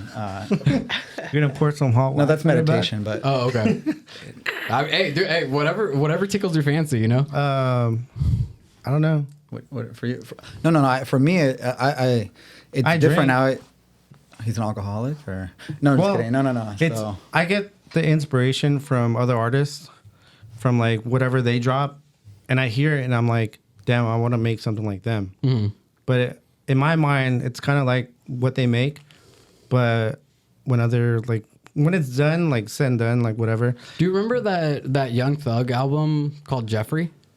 I think so. It has like songs like Harambe, Wyclef. It's just named after people. Yeah. I think it was just like he named the songs after the people he was inspired by to make that song. So do you kind of do that a little bit? It's either, it depends. Like when I'm like making music, I would have like the TV on like really, really low. Mm-hmm. So like on your whatever's- Mac Miller shit, is So like whatever's playing music. Or it could be a playing TV movies show like, without the sound on. Seinfeld or whatever, and then I Right. go like commercials, and like whatever I'm making and like it actually releases, like whatever I thought about kind of during the show or the commercial, I would name it that kind of. Oh, okay. Like there's one of my songs called Chris Cut because I sing Carl's Jr. Oh, and okay. The Chris Cut fries, Yeah. and I was like, oh, those are Yeah, fucking yeah. good. So I just named it Chris Cut. That's hella funny. Cause I mean, with you, anyways, you have 20 plus releases on like major labels, right? more than that, dude. Huh? And by releases I mean like EPs in general, not just individual songs. Yeah. I think so. Like, you know what I mean? Like, I mean, you obviously have over 200 songs that are out on labels. I would assume maybe I think just it's under that. It's right below 100. Yeah. Oh, okay. Yeah. But even then, like that's like once you hit a triple digits, like you're at a different stratosphere. I recently tweeted, and you can look back at this, where I was just like, that man shouldn't be on the second phase, which I was talking about Fresh Start and you. I was like, you don't for this year. You Oh were yeah, on the I third- agree. I was a third. The third phase. I was like, that's disrespectful. I agree. You know what I mean? There's a level of Can we look it up? producing Yeah. between different artists, and then then like it's crazy because it's kind of sometimes more about who seems more relevant to the booking manager or whatever. Or I don't know, but then like at the same time, to kind of backtrack on my own thing, that something that I just thought of right now. Maybe to them, you're pretty accessible. You know what I mean? You're everywhere all the time. I do way too much shows. That's what I'm saying. San Francisco. And like, and this is not a shot at anyone. But I believe Ampersand was on the second phase, right?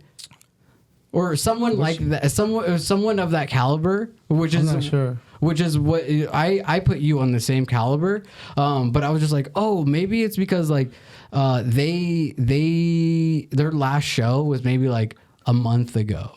So now it just seems like, oh shit, they're coming here. You know what I mean? Versus you're like, you're at fucking after hours. You're at fucking every other, like, even if you're not playing, you're there. You know what I mean? Yeah. Which is just you supporting and showing face, which is, you know, also something that you need to do, you know? Yeah. But I saw that and I was like, fuck, dude, like, nah, my man should be out there like second phase for sure. First phase, obviously, like, it's dedicated to those who are touring. You know, those are touring acts. Yeah, and I get that. But like, if we're talking about like local acts, like, you know what I mean? And you're not even like at this point, you're not really local. Well, I don't know. I mean, that's me. Let me talk shit for you. Okay. Let me talk shit for you. I was about to. Yeah. Like, he can just chill and be humble, which is good. He is humble. Because he would already, a lot of people have already been like, oh. Well, I can already see his face. He's kind of uncomfortable being like, but like everyone deserves it. Well, that's good because he's a nice guy and he's humble. Hey. And that's good. But let me talk shit for you where I'm just like, dude, like, you with the amount of releases and from the labels that are picking you up and putting their backing behind you, like I was just like, what the fuck, like what are we doing to my guy? You know, just like that's like I get it in the sense of like if it's a female artist versus you, I have to choose a female artist. Well, and that's a business standpoint. That's a business standpoint. It definitely there needs to be more. It's also like about marketing. Right. And that's marketing and that's business. You know what I mean? Maybe but in my head, I feel like maybe my marketing's not as good as like everybody else's.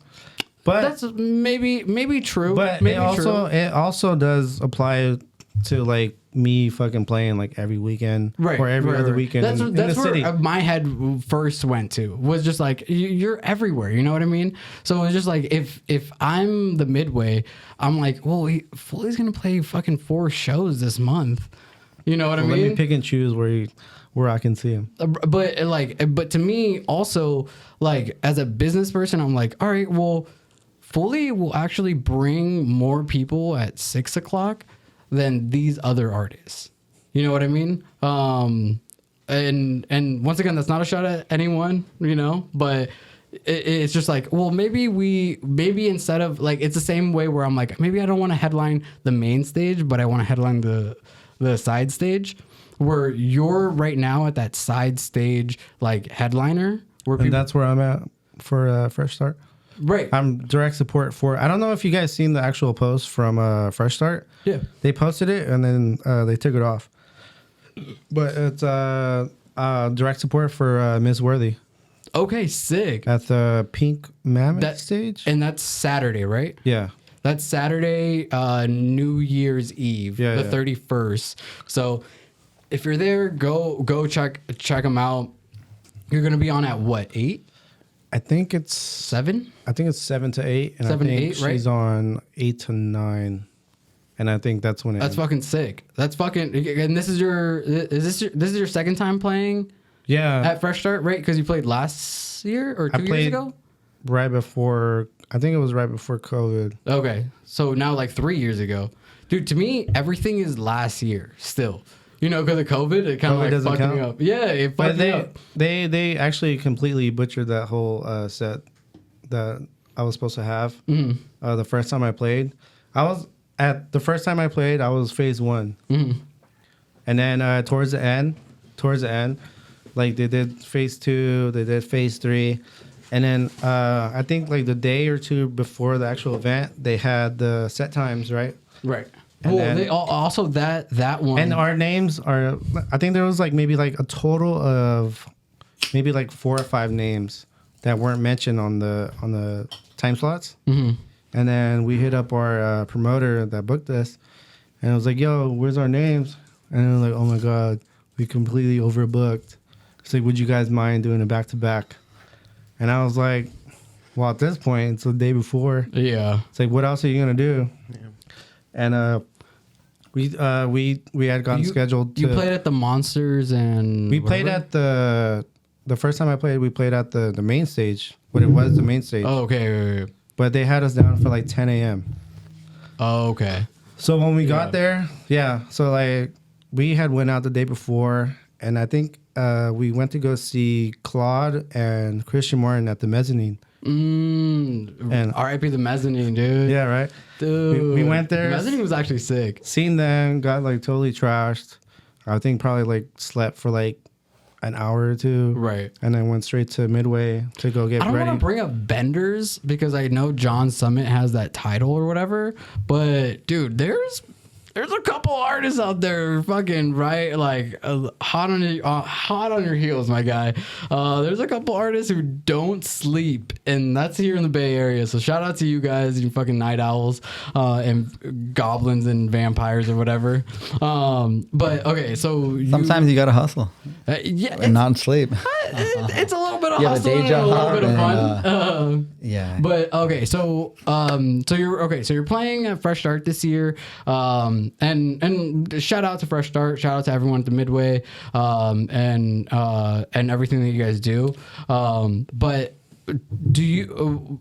My favorite thing about Fresh Start has always been seeing like the local acts that haven't been on the lineup. Oh yeah, for sure. You know what I mean? Like Yeah. that to me is always just like super fun, you know? Even like every, you know, like Chocolate Sushi is Chocolate Sushi, you know, and he's doing things. He's played at Academy opening up for Chris Lorenzo. I think so. Chris, Yeah, like that's one of the Chris's, but like Yeah, still, Chris Lorenzo. Yeah. yeah. But like, it just like seeing like with Chocolate Sushi, especially like, he used to check my IDs. Yeah. You know what I mean? Like, Just come up. yeah, like that. Straight up That on the to grind. me is so Always. fucking sick. You know what I mean? Which is like kind of what you're doing, being at all the like the events, even if you're not like playing it. Like obviously, all the homies are there.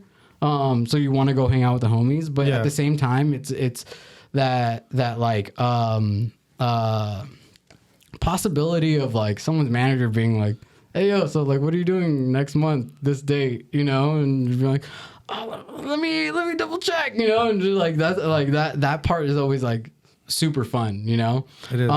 But so right now, you guys are heavily in the game, you know, like you obviously with DJing and producing still, but I think of you more on the production aspect. Like I see you more as like the promoter, you know, and it's not to like knock on your DJing ability, because it's not. It's more so just like you are the one who was just like really shaking hands and like, you know, being Yeah, out there. I've got to like meet a lot of people and Right. and network a lot from that, wanting to just like be doing more than just playing music, Because- and it's fun, and it's actually like a lot of fun, and I love like like having something.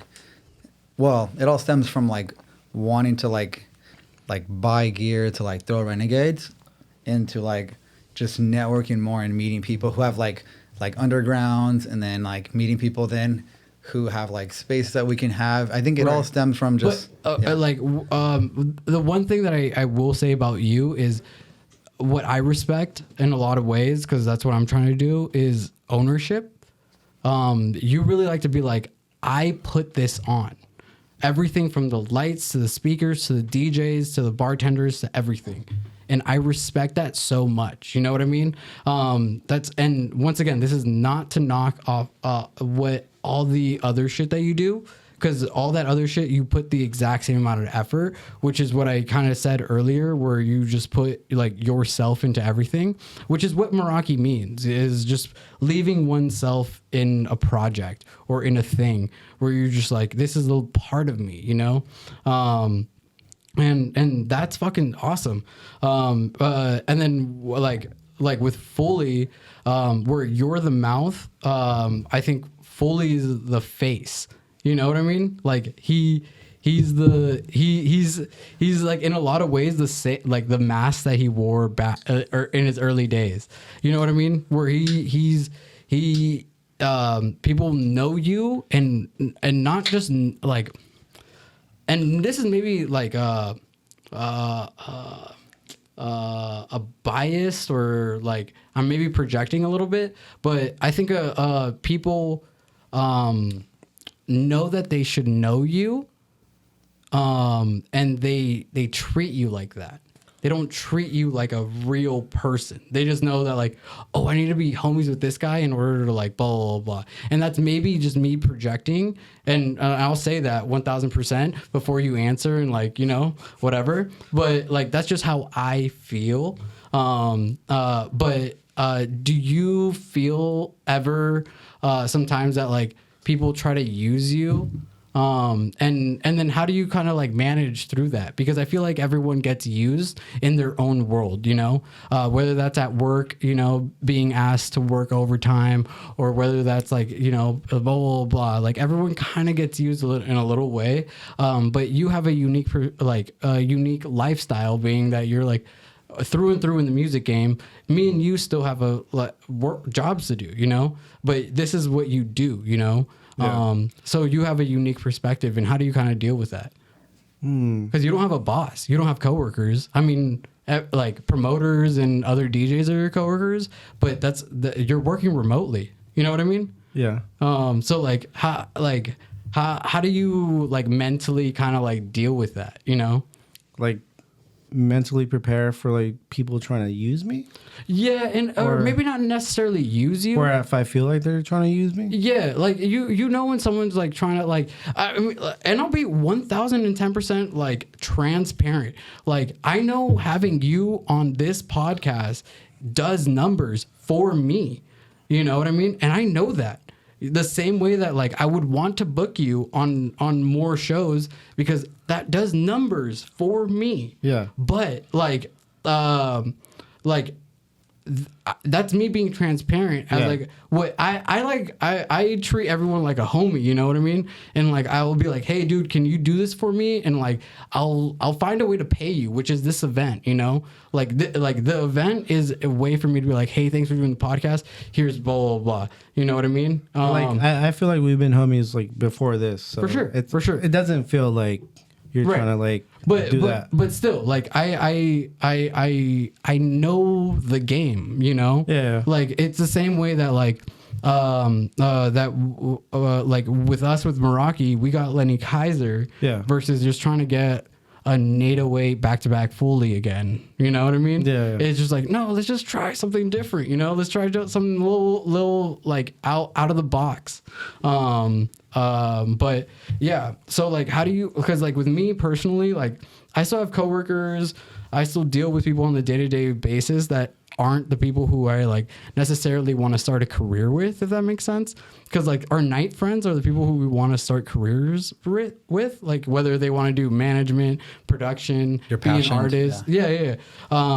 Like with me and you, we wake up, we go to our coworkers, they have their kids and like that type of lifestyle, versus us, we're like, once Thursday night hits, I don't know, man. Like, I don't know what I'm doing. I don't know where I'm going. It depends on where, you know, who I'm with and blah, blah, blah.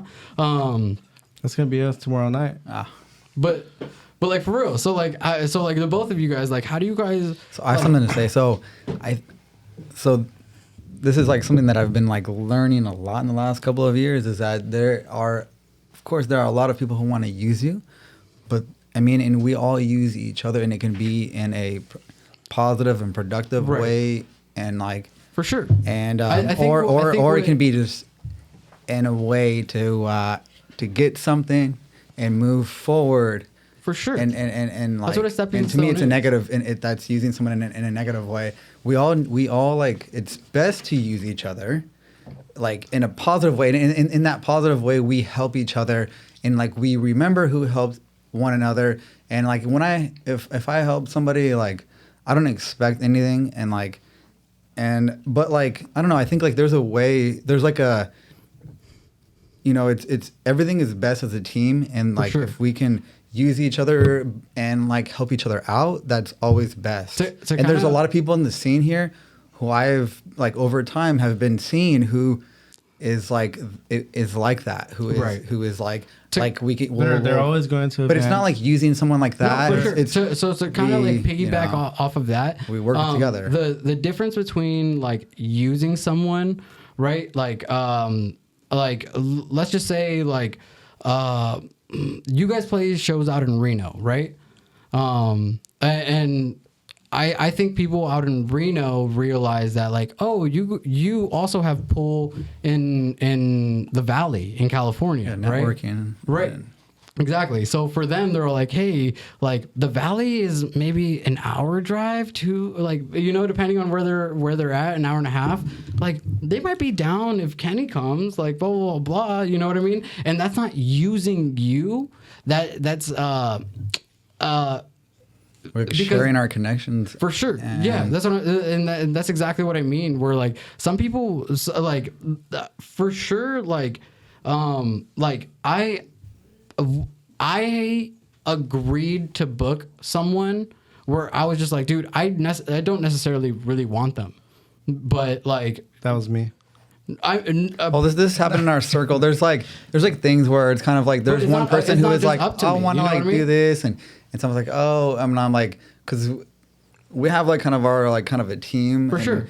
And sometimes one person would be like, oh, let's kind of we each do our own thing and have like Yeah. like branches off in different areas and making different connections. But I think like, you know, in time, like if one person feels like, okay, I want to like try to make this connection because, you know, it can like benefit we us. can grow. Right. And I don't think of it as even like that, because I really actually like enjoy like welcoming a guest and someone from like, we have a show in January and we have some people from like LA coming and some guests, and like Okay, it's awesome. And like there's I know it's probably like in like hush hush or whatever, but you said someone from LA.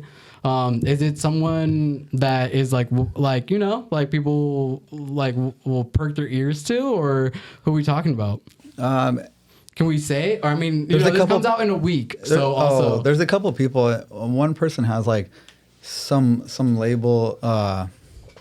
labels, and there's another person who is like pretty big on like the underground scene and also like plays DJs at Right. also like That's sick. big clubs as well. Right. And that isn't huge actually in the scene there, and one person like hooked us up in the scene there, Right. and we like would love to bring them out here and show them a good time as well.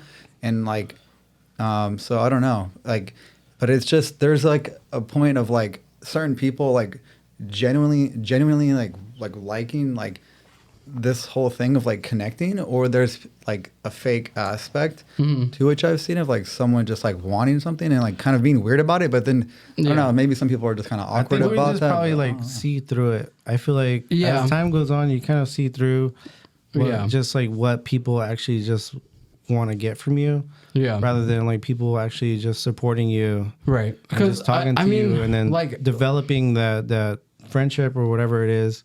okay. I don't feel this way as strongly as I feel about other DJs that I won't mention, but in a very minuscule form. When I first met Jazzy, he tried to like lowbrow me. And like I feel that, and I feel it. Like you should, you know what I mean? Like I've never DJ'd. I was fucking 20. He's from the UK, maybe. I was 21, you know, and I like still haven't even thrown my first event or anything like that. And I was just like, oh, dude, like blah blah blah. And everyone else in my crew knew who he was and like personally knew him. And I was just like this random kid, you know. So he like little broed me, and then like and it's not a a shot. It's not a shot. I feel like that's if you actually do get to know him, I feel like that's just the that's way he his is. way of being. so he- yeah, he- that's what I'm he saying. is. And that's He has where a the he has story's a he has going. a, so he has a sassy personality, Right, which is all dickhead. fun. But that's He's a dickhead. But No. He's fun, but you have Right, to no. But be that's, with that's it. or- exactly where the story's going. Where it's just like, oh, and then like I met him more and more times, and I would like like bump into him and blah blah blah, and I was like, oh shit, like He's the this same. you like this is your way of like showing love and affection. You know what I mean? Like some people are actually like, oh dude, you're amazing and I love you and blah blah blah. And then some people are like, oh, fucking what are you doing next? Like, dude, I'm playing a bigger show, like blah blah blah. And then that's them being like, oh, I see you. You know what? You know what I And mean? this is exactly why I think Jazzy will connect. I think with a lot of like bigger artists, Yeah. and you know that too, because like some people are like wanting to talk to them so bad on like a certain level, and then the way like Jazzy is, and like how some people are, where they're like chill and low key, and like like Jazzy connects, I think, with like a lot of people where like some people would be like trying to like suck the headliner's dick and like Right. follow him around and like be like a different kind of vibe. Yeah. And people don't really want that. People want Well, somebody who's I just mean- chill and like kind of not and like humble, like Right. And One thing I will say though is like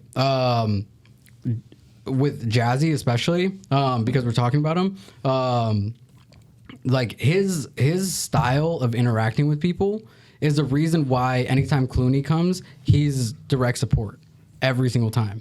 Whether that's at Halcyon or whether that's at Temple, is because Clooney was just like, no, I fuck with this guy. Get me this guy because I want him in my green room and I want to hang out with him. And like you not just have to be a good DJ, but you have to be a good like bud. You know what I mean? Like You gotta be a good dick. yeah, like but for real though. there's you a, gotta- there's a certain like energy like that's good to be around. and like and good dick energy. and maybe you guys can attest to this, but I'm not fun at clubs. I'm more personable, more fun like this. You know what I mean? I feel like this from the conversations that we've had, which is a lot, but like still, it's still not as like like blah blah blah. You know what I mean? It's always just been like, oh, okay, cool. Like I'll send that to my manager. Or like blah blah blah. Or like I'll see you there. Like Why do you feel that is? It's like, it's a me thing for sure. because like when you're at the clubs, you feel like you're networking, or because of loud music and like you're For fucking like. me, and I've said this numerous times on the podcast, but it's like I have social anxiety, and I also am just like a weirdo through and through. So like I have like synesthesia, I have ADHD. What is synesthesia? Is when I can visibly see sounds, or like when I read like You play them in your head. no, when I read like my brain highlights things. So like it's a visible highlighter of being like, oh, I can just skim through this and then like go back to it and then just read the highlighted things that my brain did. Is that like a weird. form of like dyslexia? I'm dyslexic also. I write with my left hand, but I throw a football with my right. Oh, me too. Yeah. And that's I'm just left-handed, being but that's, all punches my right. yeah, exactly. Maybe because I was just Well, yeah, like yeah. It's called skills, man. it's called skiing. Yeah. But yeah, like I'm a weirdo through and through. But yeah, that's why when I'm at the club, like I also like I respectfully don't know who you want to be in that setting. You know what I mean? Like me? Like the person who I'm talking to, like Like at a club? like at a club. I don't like, so you know how like sometimes like you're with a homie and like all of a sudden a hot girl comes by and next thing he's bagging on you and you're like, dog, we were having a good chat like 10 minutes ago. How come you got to be a dick just because Shorty's here? I don't know. Have you ever had that experience? I don't think so. Oh, okay. so you think a lot about like Perception. maybe you It's think maybe perception. overthinking sometimes. I overthink a lot. Yeah, I overthink a lot. about Like I said, what the situation is going Right, on. I 'cause think I that's don't- why some people drink when it's too much and Right. or whatever. There's damn, like why I gotta throw you? Why I no, gotta no, throw you? not you, not you. He has a point in Not time. you, Yeah, but Too much. even like, dude, there's a lot of times that I'll have like, I used to have bad anxiety, so I would smoke weed all day nonstop, all the time, and I've dealt with it a little more, and like certain practices like acting and has helped me like feel more comfortable in situations. But dude, still all the time, like I'll feel sometimes uncomfortable. Yeah, and but you're really good at that. Like I know for a fact like you're not socially awkward. Yeah, I know that. You don't for a think fact. so? No. Sometimes I definitely feel it. I don't know. And that may be the times where you're either too inebriated or not inebriated enough. You're not at that sweet spot that you're normally at, if that makes sense. But like honestly, like 70 to 80% of the time when I see you, you're chilling. You know what I mean? Yeah. And like 70 to 80% of the time, I'm in my fucking head. You know, just being like, oh shit, like maybe this conversation with Foolie is going a little too long. I need to dip out before like he doesn't want to do the show, or like before I say like some shit where he's just like, eh. And that's me being in my head, calculating all this shit, you know. But that's a me thing. Yeah, and I think when I that. start to like feel a certain way, I try to remember like why I'm in a certain place and what my intentions are, and like what is going around. And like I started doing some like photography lately. Like, and I always try to bring my camera out, and I'm like, that actually helps me a lot. That's what I was like gonna bring feeling like there's like no kind of a dead space and time of of where I'm at and what's going on. Okay, so with that, so like with that said, right? So like that's the same way that you are like you're bringing your camera to the clubs now, and I've seen you even posted them, and they not look fucking bad. Yeah, it's they're fucking good. You know what I mean? Hey, he's bought multiple lenses. Yeah, like he's like, look at this lens that I got. He brings a whole backpack and shows me. I was like, what does this do, dude? Because I'll show you later. Boom. Okay, the same way that you were kind of like nerding out and being like, look at this lens and blah blah blah. When Matt brought a different GoPro to get a wide angle and like blah blah blah, like that to me is just like sick, dude. Like that's so fucking awesome. And then also like the same way that like the reason why I started this podcast was mostly to like create a different avenue of expression, and which seems that like you're doing with photography. You know what I mean? You're capturing a specific moment that you think is worthy enough to post because you took 50 photos, but you're only going to post 4 of them. Oh, dude, I'll take fucking. Actually, earlier today, I'm like, I'll sit back on events. I was actually going through photos of Sosa. Okay. And there was like 100, at least just of him. There's like there's like 3 DJs, you know, and yeah, I'll go through so many, a lot more than that. Yeah, 50. I wish it was just 50. All right, but you know what I mean. A bunch of shit. Yeah, you know, and like. And then the post production, but it's awesome. Like in the moment, what it gives me is like amazing. And like it gives me something to do, and it does help with some social anxiety, and then it also is fun as fuck. Right. And then well, I don't know. Dude, so it all works anytime out. someone's walking around the club with their camera and they're like, "Hey guys," and then all of a sudden they pull out their camera, everyone's just like. You know what I mean? Like everyone like poses. Everyone's probably like grabbing you like, yeah, take a picture of us. It's a moment. It feels like it's funny because some people are always like, hey, like, can you take a picture of us? And I'm just like, yeah, but like, I'm not gonna. How do you want the photos? Yeah. And I'm like, well, do you have like they're never gonna see it. Right. Yeah. But like at the same time, I will try. I'll get photos out the people. Because like fuck, what the fuck is his name? Another photographer? It's another photographer. Is it Misael, Martin, Alex? I think I know him by his DJ name where he did Rules Don't Apply, or time consuming like. You're talking about Martin. The long hair with the fedora hat or whatever. Yeah, like, he never actually ended up playing that show. Oh, okay. But he has a track on RJ. But he has a track with them, right? Yeah, so that's the guy who I'm thinking of, where it's just like he is a dope photographer, right? And he's known for that. But because of his connection with photography, like I feel that helped him out with the release of the track, right? In some way, there's no way that there's no. He said he just sent it, and I actually didn't. 1,000%.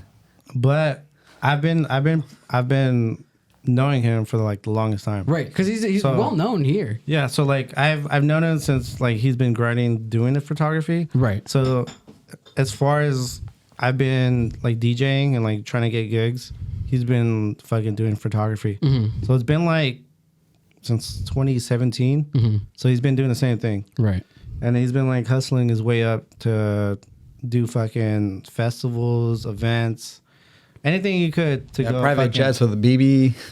He worked his way up. Yeah, You know no, what I for mean? sure. Like, Yeah, he went out to. No, I don't think it was him.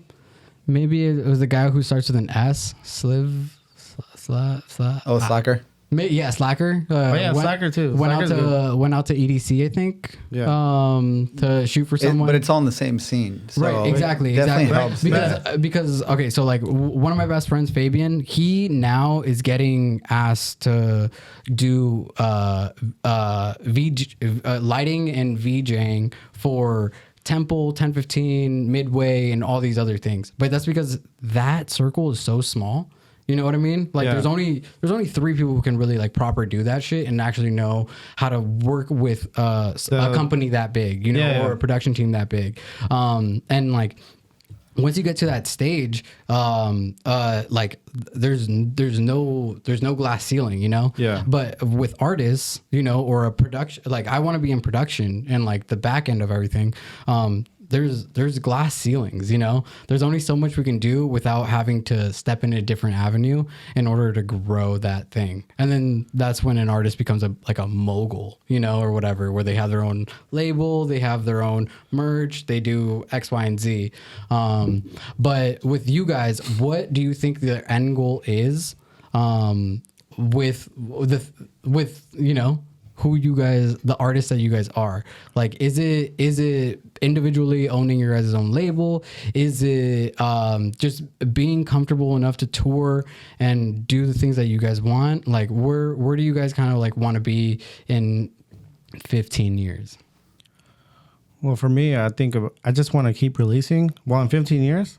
Like within that time period, like what would you like ideally like what would you like to like accomplish? I guess like for you, Well, for one, I want to be like with you. I think is a little bit different. Like, would you want to get a Grammy?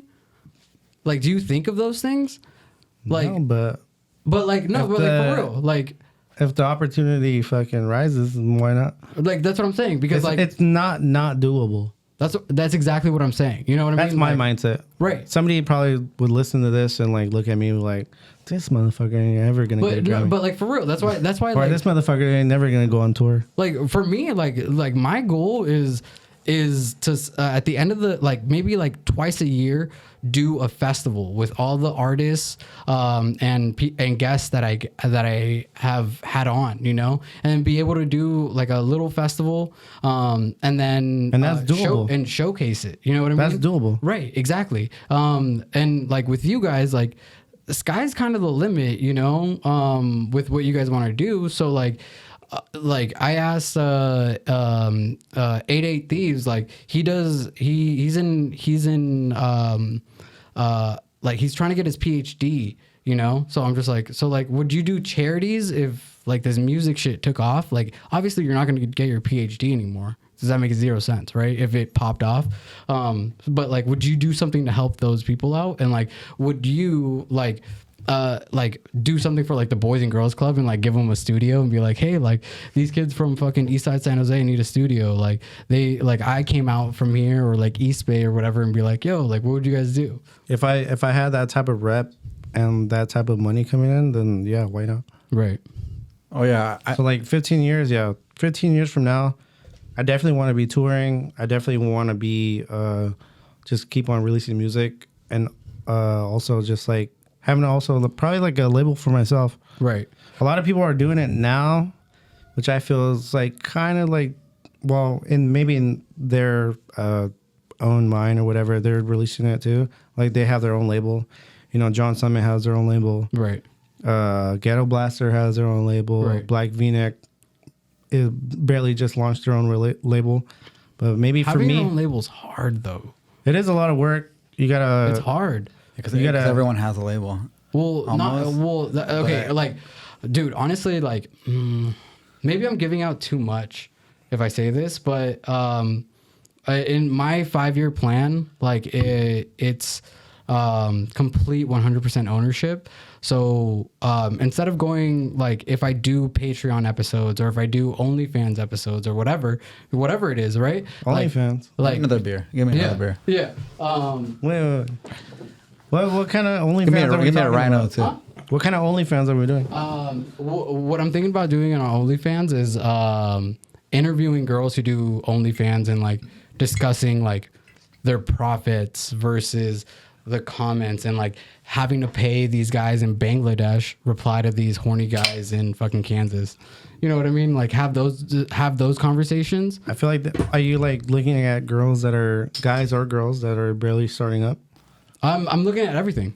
You know what I mean? I feel like their numbers fucking drastically change monthly from like 1K to fucking 30. Let's just say 100. I've done the research enough to where Well, because you're negative. How much? I'm just saying I've done the research enough to know that like when someone needs to pay their bills, there's a lot of sales going on. You know what I mean? You gotta cancel some subscriptions, huh? Well, you know they're up and running. But yeah, like that's like my goal is to funnel this all down to one website and one paywall that goes through me and whoever is running the website. So that way it's my world, you know? The same way that Do you guys have a website right now or no? No, not yet. No? Have you guys looked at anything to I mean like Squarespace or like it's Wix? $75 a year in order to have your own website and everything. I think me personally, I think Wix is a lot better than Squarespace. Yeah. But right now what I'm currently looking at is I'm waiting on to have 20 episodes. And then, like I said, I'm thinking of everything like steps at a time. So that show that you showed us earlier, like that's gonna be next year. So all right, so you've only this is your 7th, right? Mm-hmm. So like let's say from 7 to 20, let's say you have bigger artists. Are you gonna like increase that show? Like you're gonna have more artists on that show? No, not necessarily. What if they're because what if they're bigger artists? I only release 2 episodes a month, right? So if we do this event next year in January, I will only have 2 episodes out with no DJs, maybe one DJ. So that time would only be like maybe it would be every 2 months, maybe 3 months. I'll do this show. So that's gonna be like maybe my quarterly, your 7th month in 7th. Yeah, around. Yeah. Why not just wait until the year? And then because then I'd need 2 stages and I need a guarantee payment for 8 artists, which I can't guarantee, but I can guarantee the 4, technically 5, because you guys are doing it back to back. You know, I can guarantee that, but that's coming out of my own pocket. You know, so you're just like trying to put everybody on. That's in the beginning, right? So it's one of those like it's me paying it forward for you guys coming on, you know? Yeah. The same way that like if I have 2 more fashion designers, I'll have Ivan, John, and the 2 other people have their own show at an event space. And John's fucking good. As far as I've seen him at 1015, and I've seen him at Temple. Yeah. And he had a whole fucking runway and everything. Yeah, Were you there? No, I wasn't there, but I saw all the things and everything. Like I do my homework. Like I said, I'm actual fans of you guys. You know what I mean? Like everything that you guys do, I really, really like look at it and admire. But like I'm poor, so I can't just like fucking hawk up like fucking $140 in Uber fees, you know, and also alcohol and also this, you know. I know, right? Yeah, and like other fun stuff. But.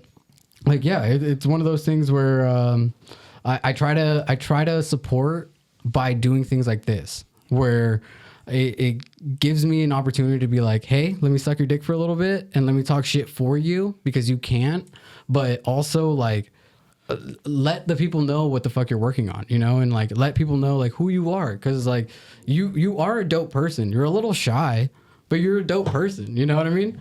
Like. And yeah, that's the whole point of this podcast. Well, cheers to that. Cheers. Shouts out. So yeah, my next available show would be tomorrow, but by the time this airs, it'll be long gone. Yeah. But by the time this airs, it'll be a fresh start. New Year's Eve. And what time are you playing? I believe 7. Okay. And then that's at the the Pink Mammoth stage. Okay. And then after me, it's Miss Worthy. Okay. I unfortunately am gonna miss that one. I'm gonna be up in Sacramento working the John Summit. Well, you know what? I'm done with this interview. Oh my god. No, if you're gonna be working, that's cool. Yeah. With that said, if you're a traveling artist like you are, right? You might get picked up for the North American tour and be like, you're one of the asterisks or the fucking dot or where they're like the other head or the other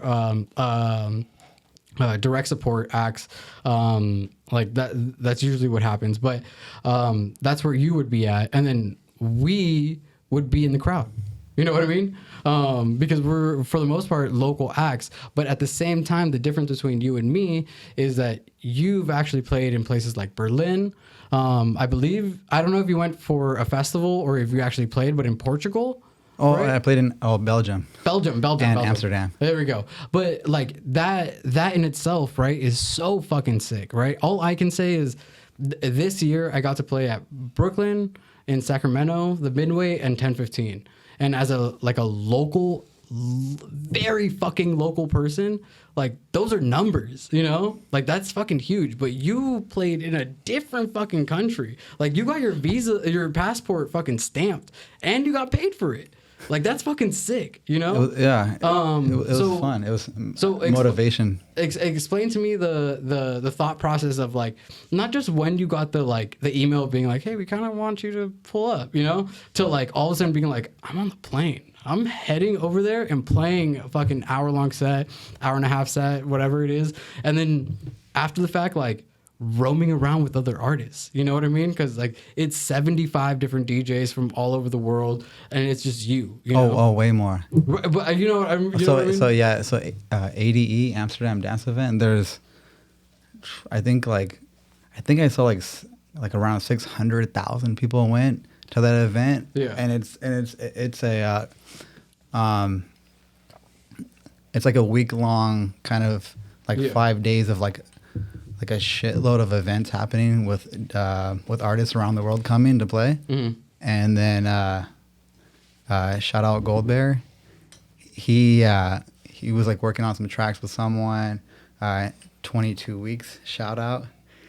Thank you. So he 22 Weeks is like a super good producer. Mm-hmm. And is he from the Netherlands or Belgium? Belgium. Okay. Oh, Belgium. Yeah, of course. Yeah, and we'll be having him out here soon. Oh, sick. To play, but he's look him up. Like he has like a lot of cool shit and super good producer. But pretty much, I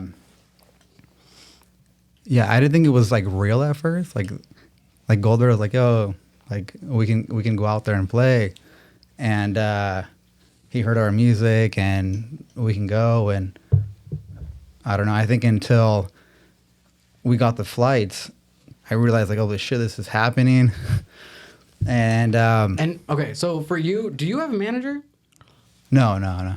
Do you want one? No, I'm kidding. No, I'm kidding. I would eventually. Yeah,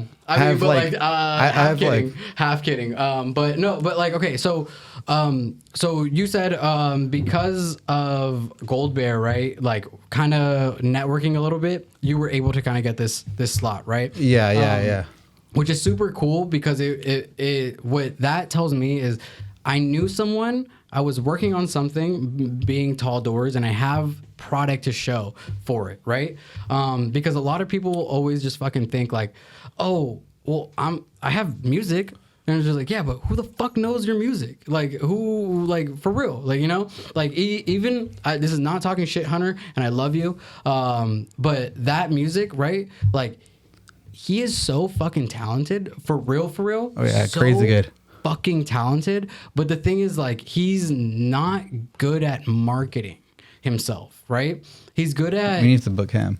Like he like through and through is He's someone that he's like he reminds me of a real artist, you know, the same way that I kind of view you, where it's just like it's very much like I'll let my work speak for itself, but sometimes you need someone to fucking be like, yo dog, look at this shit, you know what I mean? Like that's who you need is like a manager. He needs a manager, huh? I only knew of him because Kenny was like, yo, I met this guy and he's gonna do some masters for me. And it was like, oh, he makes music too, and he was showing me his shit, and I was just like, that was fucking good. Like, who is it? Yeah, and then it reminds me of like early like 2017, 2019, like trap, with like a little bit of the modern like bass line. I don't want to say house because it's not house, you know what I mean? But it's that like rhythmic bass line, which is awesome. So shout out to Hunter. Go follow him at _music. He's fucking awesome. And but with you Foolie, you performed this year. I guess their furthest set would be Austin, right? And you've gone twice? Yeah. So yeah, this year it was Austin, and I think last year I went to Austin too. Right. And that was opening up for Kiwi. Yeah, Kiwi. Last year it was me, Kiwi, and Sequin. And that was for like not necessarily for another festival, but that was during something that was happening in Austin. No, or am I mistaken? Like it felt like it was. I'm not sure. I think it might have been during Seismic. Maybe. But I just remember it being hella hot. Right. I just remember the only thing I remember is like seeing hella DJs in Austin like for those 2 weeks. That period of time. Yeah. Right? So I don't know if it was like an overlap and you came in later or before. But yeah, so like when you get booked for these Austin shows, is that your networking or is that someone else's doing? The first one, well, both of them. It was also Gold Bear. Mm-hmm. He was like, yo, you trying to play in Austin? I was like, yeah. I forgot how we actually met. Gold Bear? Yeah. I'm pretty sure you met him from you? From me, yeah. So because from those shows out in the South Bay at the restaurant, you came with Jazzy. Is that where you met Gold Bear? In Sunnyvale? We threw some shows over there in Sunnyvale. Yeah. I remember going at his homie's restaurant. I think that's maybe where you met Gold Bear. Fuck. I forgot where it was. I feel like. But anyways, maybe. Okay, and he should have been in Amsterdam too. But I don't have a passport due to some undisclosed information. I'm not going to say. No, so. I'm just kidding. No, I just haven't paid for a passport. Oh, okay. Yeah, me too. No. But yeah, the first time I went to Austin, it was all Gold Bear. He's like, yo, we're going to have you play at the venue. It's called the Venue. And then play at an afters called the Oven. Mm. It's a fucking literal oven. Like, once you get in there, like, you go in, nobody's there, right? They have, like, 4 ACs, like, everywhere, like, industrial ACs. So it's, like, cool. And then at this time, it's the summer. You go in, you're like, damn, it's fucking chill in here. And you kind of relax until, like, hella people start showing up, their body heat, and then you go in there. And then, like, towards the end of it, it's fucking hot. And, like, you're sweating, your shirt's, like, sticking to your chest. It's like the size of F8 or? It's like. Or audio? It's like 3 F8s, like, width-wise. So, Bergerac. Maybe, like, 2 Bergeracs. Okay. With, like, lengthwise. Right. Like, wider, but, like, not as long. Mm. Yeah, Bergerac is like a hallway. Yeah. Yeah. But, like, yeah, you go there, and then you feel all the heat, and then, like, you're like, fuck, it's hella hot. And then you go, you think in your mind, like, yo, let's go outside. Let's get some fresh air. You go outside, it's fucking hotter. Yeah. Oh, okay, so... It's like you're not getting any fresh air there. With both of you guys doing shows, like, outside of the Bay Area, right? That, like, honestly, a lot of us can't say, right? A lot of us can't, like, say, like, oh, I played in in Long Beach, or I played in San Diego, or, you know, like everyone's just like, oh, I played at FA, or I played at 1015, which is still a stat because you're in the fucking Bay Area. Like the Bay Area in itself is fucking such a huge stat. Especially if you play at Audio or Halcyon. Right. It's literally one of the best clubs in Northern Cali. Especially for the music that we're into, right? But with that said, do you guys go into your sets when you know they're gonna be a bunch of strangers, you know? Like people who don't know you. It's not a home court advantage. Do you go at it a little more creative, or do you play it a little safe? I always bring I different stuff heat. and just I always bring heat no matter He what. brings the Like- bangers. I always bring new stuff Right. that I'm working on and new releases like that, like every Friday or release day, or like Thursday night or Friday I'll get new stuff and then I'll play with the crowd. I'll just fill it out, and I feel like that's why we'll work together like back to backs, because we'll kind of have like some similar like feels on stuff that we want. I will say, like, genuinely, I think I was telling Matt earlier, where I like this duo between you two, because in a lot of ways you especially are so malleable that you can come before or after him, versus. And this is not a shot, but like when you hang out with Jazzy, like I feel like Jazzy needs to be the star, and then you're quiet. You know what I mean? Mm-hmm. And that's not a shot, but that's just like his personality. You know? And I love going back to back with Jazzy actually. dude, Jazzy's one of the great. Actually, like he him or Gobert too will be fun. And Vic too. and also Sato. I'm only saying Jazzy's name because I want him to come on the podcast. You know Did what he I say mean? no? Like I dude. Did you ask him? Do you want a secret time? I hit him up twice, no response. Secret time. Well, And when did you hit him up? Was it from before Was it we from even- a Thursday to Monday? Before Was it we even before World Cup? No, before we even started the actual episodes, I wanted him to be our second episode. Do you want me to make sure he comes next time? Honestly, I want him to come on when he wants I to. almost brought him today. I was Yeah. like, I mean, why not? But that would have been fun. That would have been great. But We'd have brought West too. He's in town. dude, I like. We would have had 4 chairs. back. What I genuinely, you know what I kind of want? I kind of want to have the 3 idiots on one podcast. Let's say the next time, yeah, maybe you should just have Jazzy or Wes. Right. And then I the kinda have third a time little- after, all 4 of us. Yeah, I kind of have a little game plan. You know what I mean? And then you need a bigger table, Well, yeah, that's true. But also like more mics. I like with this podcast, I kind of have like an idea as to how I kind of want to like have the storyline go, because we're barely on 7 episodes. You're like Game of Thrones style. Yeah, like Hey, are you guys Game of Thrones fans? Hell yeah. Yeah. I barely just been watching it, so I started. Shouts out to my girlfriend. Nice. She's the one that got me in House of Dragons. Yeah, So Game I of started Thrones, off with fire. House of Dragons, fire series, Yo. and then it was like, well, maybe we should watch. yeah, So you went back and watched Game of Yeah, Thrones she was now? like, we should watch Game of Thrones, and her and her roommate already had watched the whole thing. She's like, well, we'll rewatch it because it's a good ass series. Yeah, I watched So it 3 so now I'm on season 7, Shit, and it's been fucking wild. that's crazy. You guys haven't watched it? So would you say that you're pro or I'm pro Game of Thrones. so you're pro? So you're with that being said, you're pro incest, and with that being That is true. There's a wall. We gotta keep the bloodline strong. Okay, well, but okay. With the Game of Thrones topic, kind of right.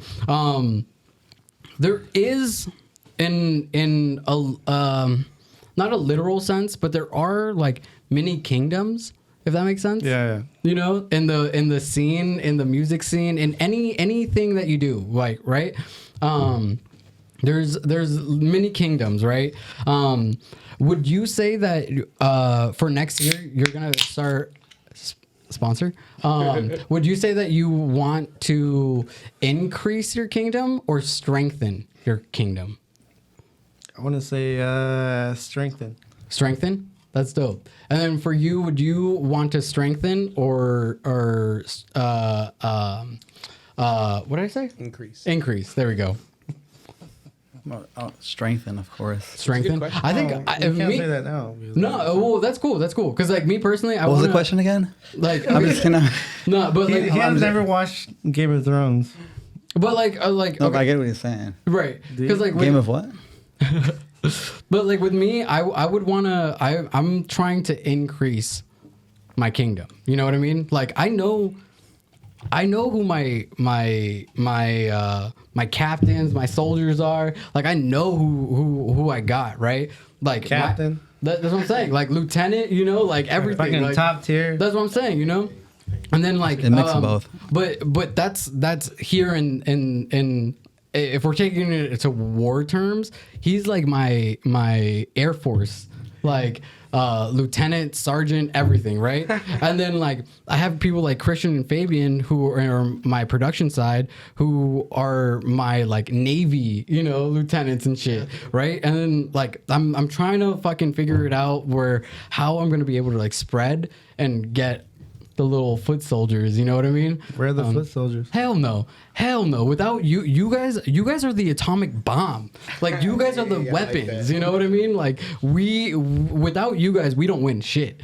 You know what I mean? You know what I appreciate about you is that you recognize that it's all teamwork. dude. Without teamwork, it's nothing, dude. And it's all about Without teamwork, it's- collaborating.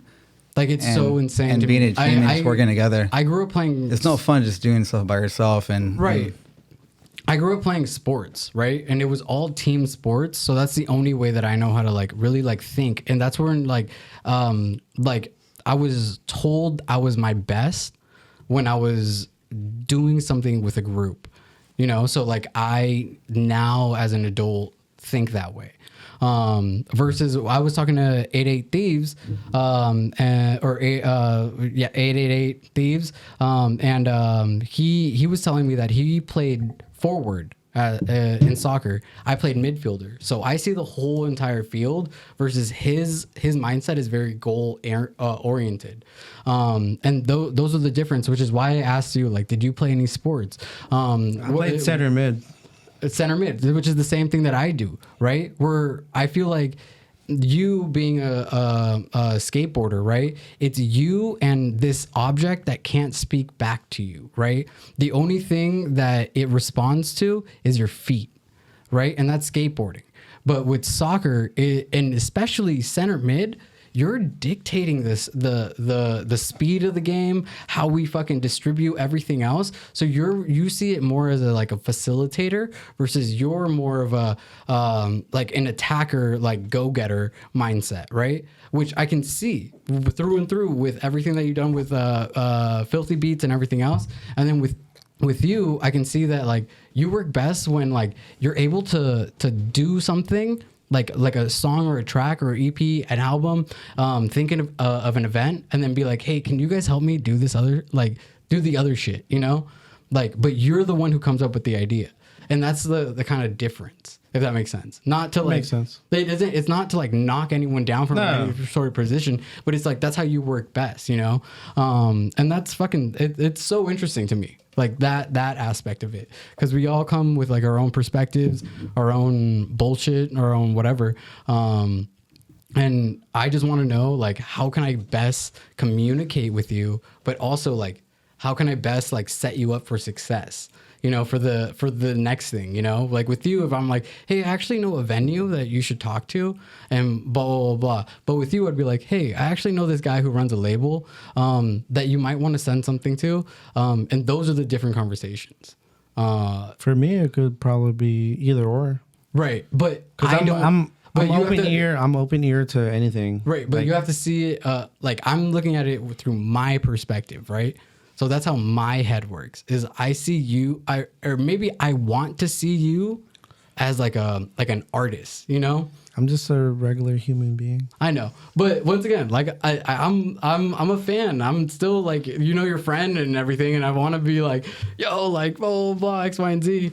The same way with you, where like I can I can see where you work best and like the things that you do. But with that said, can you guys tell me? I think you guys kind of already told me a little bit, but what are your guys' like goals for the next year? And then after that, like, what do you guys like? I don't think you guys really answered this, but like, what do you guys want out of this? Like, what's the point of this? I think alive. I want a career out of it. Right. Yeah. But what does that mean to you? Like, what is a career? Me being financially stable and like going on tour. I really, my mindset Doing right what now. you love and being like, yeah. My mindset right now is like, I would do whatever it takes, whether it takes like 5 years being on tour for like 8 months out of the year. You know, boom, boom, boom, doing the same thing. Obviously coming out with new music because nobody's going to want to hear the same songs every other year. But like that shit just continuously doing it because like everybody else is doing it. Right. You know, like in my mindset, I was like, why can I not do that?